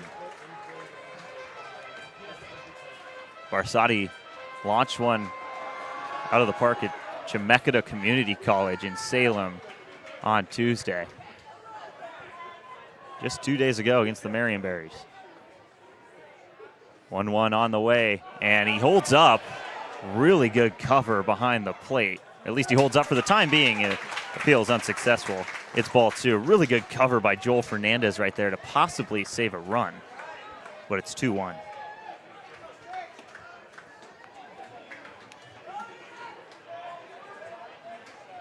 Studs coming into this game 11-1 in PIL play. This would be a shocking loss for them. After leading by 7, 2-1. In there, strike 2. Barsati, all he can do is smile. Yeah, he wanted to take a big hack at that one and just dipped it down in the zone last second. So 2-2 right now. It's imperative that Barsati at least finds contact and gives the field a chance to make an error. 2-2 on the way. A strikeout would be huge for Moritz right now. Over to Sunick. It's going to score a run. Throw to first. Doesn't beat Barsati. He's safe. This is a 1-run game once again. Wow. And the tying run is 90 feet away. That is fantastic hustle by Peyton Barsati. That was going to score a run. This is a weak ground ball. And Barsati's not the fastest guy on the team. Tough play for Sunick. And man, a huge opportunity now for Vaughn Lowe. Lowe is driven in 12. He's got 4 doubles on the year. He has delivered with runners in scoring position time and time again. for this squad, but this is far and away the highest leverage situation they've asked of him this summer. No action in the bullpen for the Studs. First pitch to Lowe, fouled into the dirt. So Lowe came in as a pinch runner for Tyler Eisenhut. Eisenhut, a 2-run double back in the 7th that really put the Fish Sticks back in the game, but then had to come out after it looked like he might have pulled something on the way into second base, and that's how Vaughn Lowe finds himself in this situation. Rodrigo Montano is on deck for the Fish Sticks. Lowe, another chase, and he's behind 0-2. Yeah, Lowe's first action today, and I don't think he expected to get in this game. He had a hoodie on by the time he had gotten out and was called in. So a little bit of a warm-up here through 2 pitches, and it's a big opportunity right now for Moritz to retire him. Kung is the tying run at third. Bartholome is the go-ahead run at second. Lowe wanted a foul tip, and he did get a piece of it just barely. He'll stay alive, and now the Studs barking at the home plate ump. I don't think they like that. Yeah, after that call Yeah, there he is. out by Kai Halstead, where he tagged up but apparently left the bag first, and since then, the Studs have not liked the umpires here tonight. That happened in the top half of the inning. Second 0-2 on the way from P.J. Moritz to Vaughn Lowe. Runs in, almost hit him and tied this game. Ball also got away from, that's not Hernandez behind the plate anymore, it's Tanner McVeigh. So if it does get back to that part of the lineup, which it's going to in the top of the 9th inning, Tanner McVeigh will come up in place of Joel Fernandez. Count is 1-2. Low behind on Moritz, and he fouls it off once again and stays alive. Good battle brewing right now. Yeah, now Vaughn Lowe's had a couple opportunities, get some hacks across, barely stayed alive in the count with a foul tip. And he's more than warmed up now. He's seen Moritz. This is a deep at-bat. And Lowe, his mantra is line drives to left field. 1-2 coming. There's a swing and a miss. That will retire Vaughn Lowe on strikes, and now Rodrigo Montano comes up. Again, any situation where Montano gets on base scores the tying run. So just got to be looking to get on base any way you can if you're Rodrigo Montano. Already worked a walk in this game in his first at-bat since he pinch hit for Jackson Dule. First pitch from Moritz in there, strike one. Another instance where that outside third has been pretty big for pitchers today. It's been called that way all night. Both teams have scored one in their respective halves of the 8th inning. Fish Sticks looking to tie this one up. Montano into center field. It gets down in front of Grant. The tying run scores. Bartholome is in safely, and the Fish Sticks lead 9-8. Unbelievable.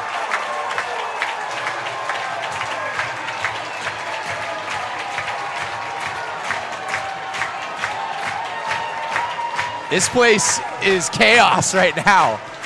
And Montano, the biggest at-bat of the season by far for him, right up the middle. For a base hit, a fantastic piece of hitting for him. He was pumped going to first base. Bartholome has so much speed, and wow, a 9-8 lead for the Sticks. They're not done yet. So now Beckett Turnbow watches the first pitch down low. Still no one in the pen for the Studs. They are sticking with P.J. Moritz for the time being. This game has turned upside down in West Seattle. As that pitch to Turnbow, grounded over to Sunick. He will go to first, and the throw is in time. But the Fish Sticks head into the 9th inning, leading this game 9-8. It's Rodrigo Montano, a 2-run single. Gives the Fish Sticks their first lead of the night. This is madness. Man, I was not the only one who was thinking this in the ballpark. I can assure you of that, but ready to pack this game up and go home and try again tomorrow. Going into the bottom of the 7th inning, it was 7-0. And then 6 runs in the bottom of the 7th and 3 runs in the bottom of the 8th. I can call a spade here and say that was the biggest hit of the summer against a team that's 11-1. There's Braden Bartholomew pumped up. Noah Kung's pumped up. Everyone's pumped up. And suddenly it's a 9-8 ball game against the top team in the PIL, and the Sticks are trying to make a statement here in this league and storm back, and Ryder Peterson's got the call now to come out and close this thing out. Ryder Peterson from Whitman College down in Walla Walla, grew up in Edgewood, 13 innings on the year, and he had a really tough outing in Wenatchee. He'd tell you that himself. He said it on the broadcast himself. Outside of that, he has been lights out until Tuesday. He gave up an earned run in an inning of work. He was the pitcher that started that 8th inning where the Marion Berries scored 3 runs and ended up winning 4-3. It was him and then Finn Still who closed out the win last night. But Peterson has been great outside of a couple outings this year, and he comes in just a huge spot. The Seattle Studs, the Fish Sticks are still the only team that have beaten the Studs in PIL play. They're 11-1. They're 22-5, and they led this game 7-0 at the 7th inning stretch. And now the DubSea Fish Sticks are 3 outs away from getting their 2nd win in 3 tries against this Studs team. This is a pretty unbelievable turn of events. This would be the greatest comeback, bar none, of the summer for the Fish Sticks against, again, a team that's 22-5. The Studs have been automatic this season, and one of those 5 losses was to the Sticks. They started out the season 1-3. They're 21-2 in their last 23 games. This would be an unbelievable victory. Probably the best of the summer for the Sticks if Peterson's able to come in and close things out. So Joel Fernandez, he was removed from behind the plate, but he's still in the lineup, and he will lead off here in the top of the 9th inning. Studs looking for a run. First pitch from Peterson. Upstairs, ball 1.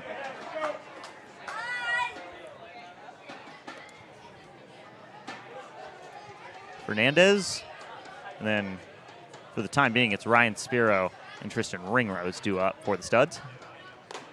And there's the first strike from Ryder Peterson today. It's 1-1.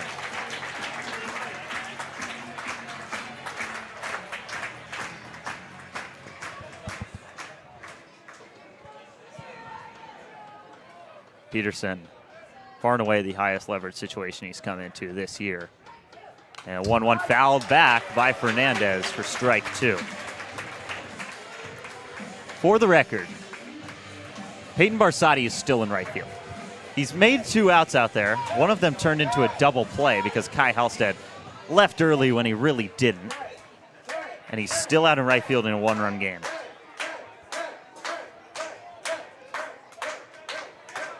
One ball and 2 strikes. The lefty Peterson.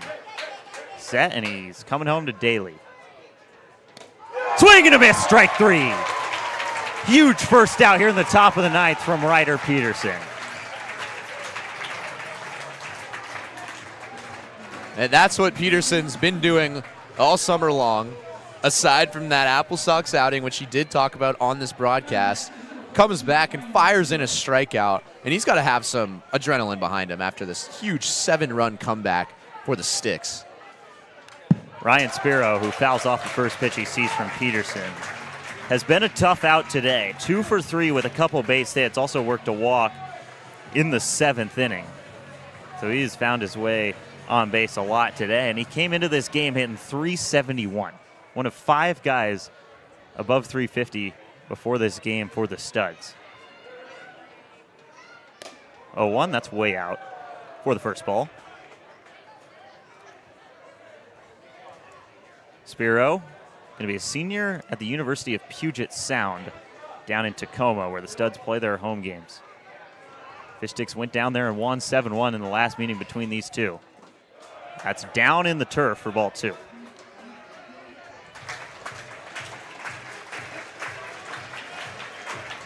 Yeah, right now it's integral that Peterson just finds the zone. Putting on any base runners would be tragic right now with the bottom of the lineup, which has done all the damage today coming up. Strike two. In there for Peterson. He goes in through the back door.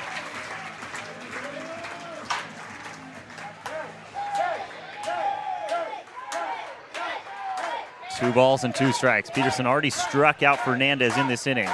Looking to do the same to Spiro. 2-2 on the way home. Strike 3! Ryder Peterson, 1 out away from closing out this wild game at the Friar. Goes fastball right at the knees, a perfectly placed pitch on a 2-2 count. It forces Sparrow to go out of his comfort zone and kind of lunge at the pitch. Right now, everyone on the Studs is thinking game-tying home run, and a single the opposite way was not in Sparrow's mind there. He swung through that fastball, and 2 strikeouts for Peterson. He's 1 out away from the most improbable win of the season for the Sticks. Fish Sticks trailed 7-0 heading into the bottom of the 7th. Scored 6 in that frame after the 7th inning stretch. Then the Studs responded with 1 of their own in the top of the 8th. And 3 more runs in the bottom of the 8th, highlighted by a 2-run base hit from Rodrigo Montano. That gave the Sticks their first lead of the game. We want Frosty's chance here at the Friar. 0-1 pitch coming to Ringrose. Popped foul, it's 0-2. Now here's where Peterson, all season, we've seen it here tonight, either goes off speed, low and away, and tries to get the batter to chase, or he goes fastball high. That is what he's been going with so far. But right now, he's not thinking hard of the plate. 0-2 count, he's way ahead. Already got 2 Ks, he's thinking about another. Just a raucous crowd here in White Center right now. 0-2 pitch from Peterson. Grounded over to Coombe. He mishandles it. Ringrose might reach. Throws in time. This game's over.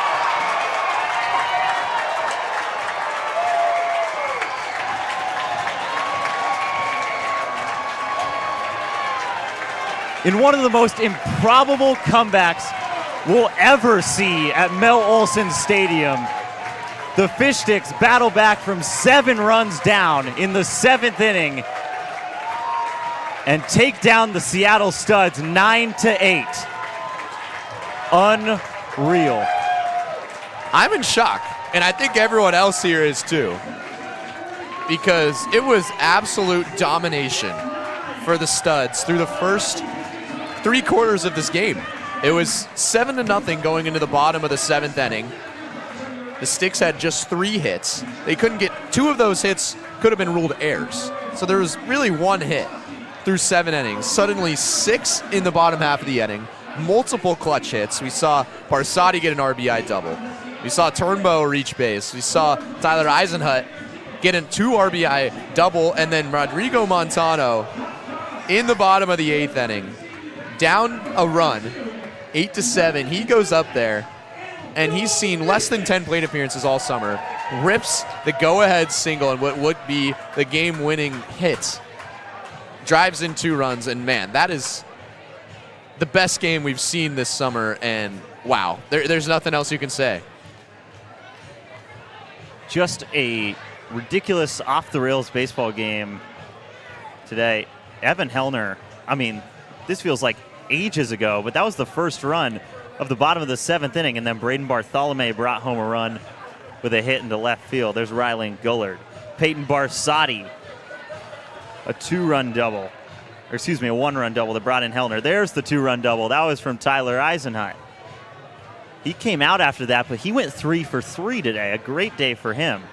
That made it 7-5. Then Beckett Turnbow, an infield single, and all of a sudden, this game was hanging in the balance at 7-6. Studs still out in front. Similar play right there where Peyton Barsotti was able to reach, and then there it is. Rodrigo Montano into center field. The throw from Dante Grant not in time. Bartholomew slides in safely. And the Fish Sticks somehow, I don't know how they did it, but they win this game over the PIL leading Seattle Studs. The Studs are now 11-2 in PIL play, and the DubSea Fish Sticks are still the only team to knock them off in the Pacific International League this year. If there's one play to kind of wrap that up, Noah Kung, he bobbled that at short. looks like, okay, this play's over. They're going to have one aboard, the tying run aboard here in the 9th. And then he recovers, he fires it to first, and it was the best comeback play that we saw all day. That perfectly encapsulates the entire game. That's it right there in one play. And, man, we could not have been more thrilled to see that and bring that to you. That's why you do it. That's why you come out to the ballpark. That's why Justin Moser puts all this on for moments like that. I mean, the Fish Sticks were on life support in this game. I don't want to say dead because they weren't dead. They ended up winning the game. But they were on life support the whole way. Just had no signs of life in the first 6 innings. Then an outburst in the bottom of the 7th for the second straight home game. They scored 8 on the A's in the bottom of the 7th, then 6 runs today. They were still trailing. Another run comes in on a weird play in the top of the 8th for the Studs, but 3 more runs. And Rodrigo Montano, the game winner in the bottom of the 8th, and he is our stick of the game. He is, and I would like to give a special shout-out to Tyler Eisenhut, who did go 3 for 3 today and had that 2-run double before he did have to come out of the game. But Rodrigo Montano with probably the most clutch hit of the year.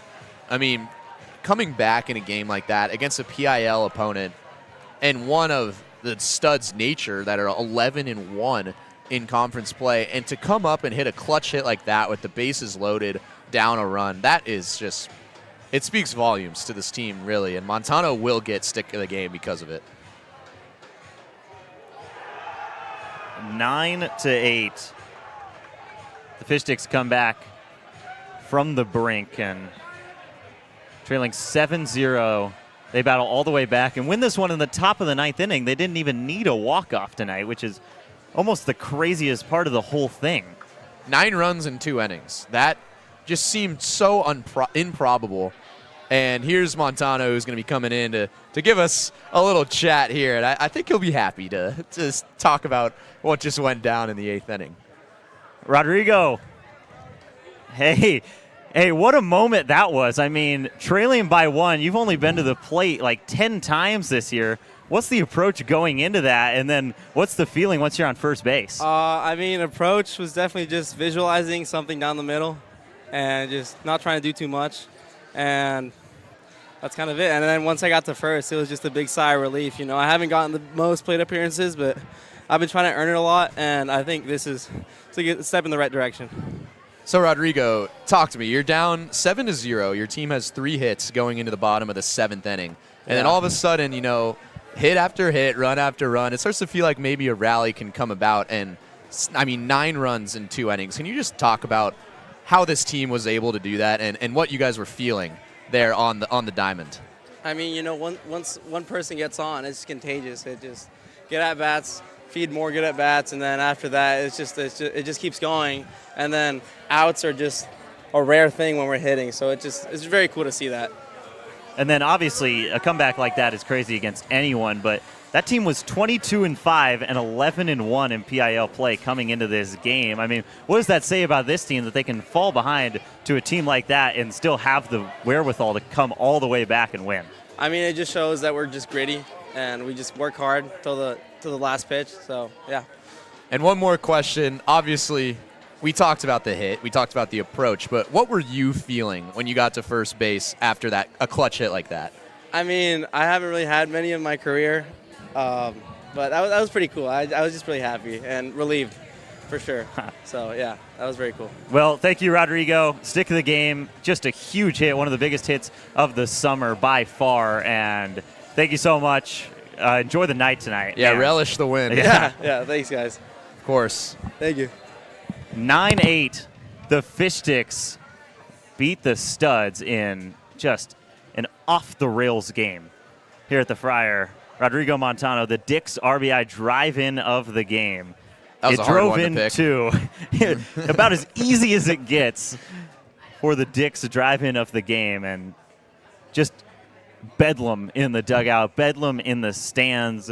A good amount of people stayed through what was just a demoralizing 6 innings, really, and they were rewarded with one of the comebacks of the decade here at the Friar. Yeah, again, we mentioned it to Rodrigo, but he said this team never dies. And when you see one, you know, you start to feel the momentum, and we mentioned how they've had avalanches in innings, and the biggest avalanche of them all in that 7th inning to score 6 runs. And take another look at the highlights, but I mean, they were completely dead. This is the first highlight of the game in the bottom of the 7th. That was the second out of the inning as well, and the Fish Sticks ended up plating 5 more, made it a 1-run game. There's Peyton Barsati. He was in right field down the stretch of this game. He's a catcher. He's never played in the outfield before. He got 2 outs. Tyler Eisenhut, who had a great day. And as the sun went down here in Seattle, the Fish Sticks just ramped it up. There's Beckett Turnbow making it a 1-run game. And after the Studs plated 1, another infield single that brought home a run from Barsati, and then Rodrigo Montano, the hero tonight. 9-8, the Fish Sticks somehow pull out a win over the Studs here in the White Center. For Kyle Sweeney, Connor Ryan, our director, and everyone in our broadcast crew, have a great night, everybody, and go Fish Sticks.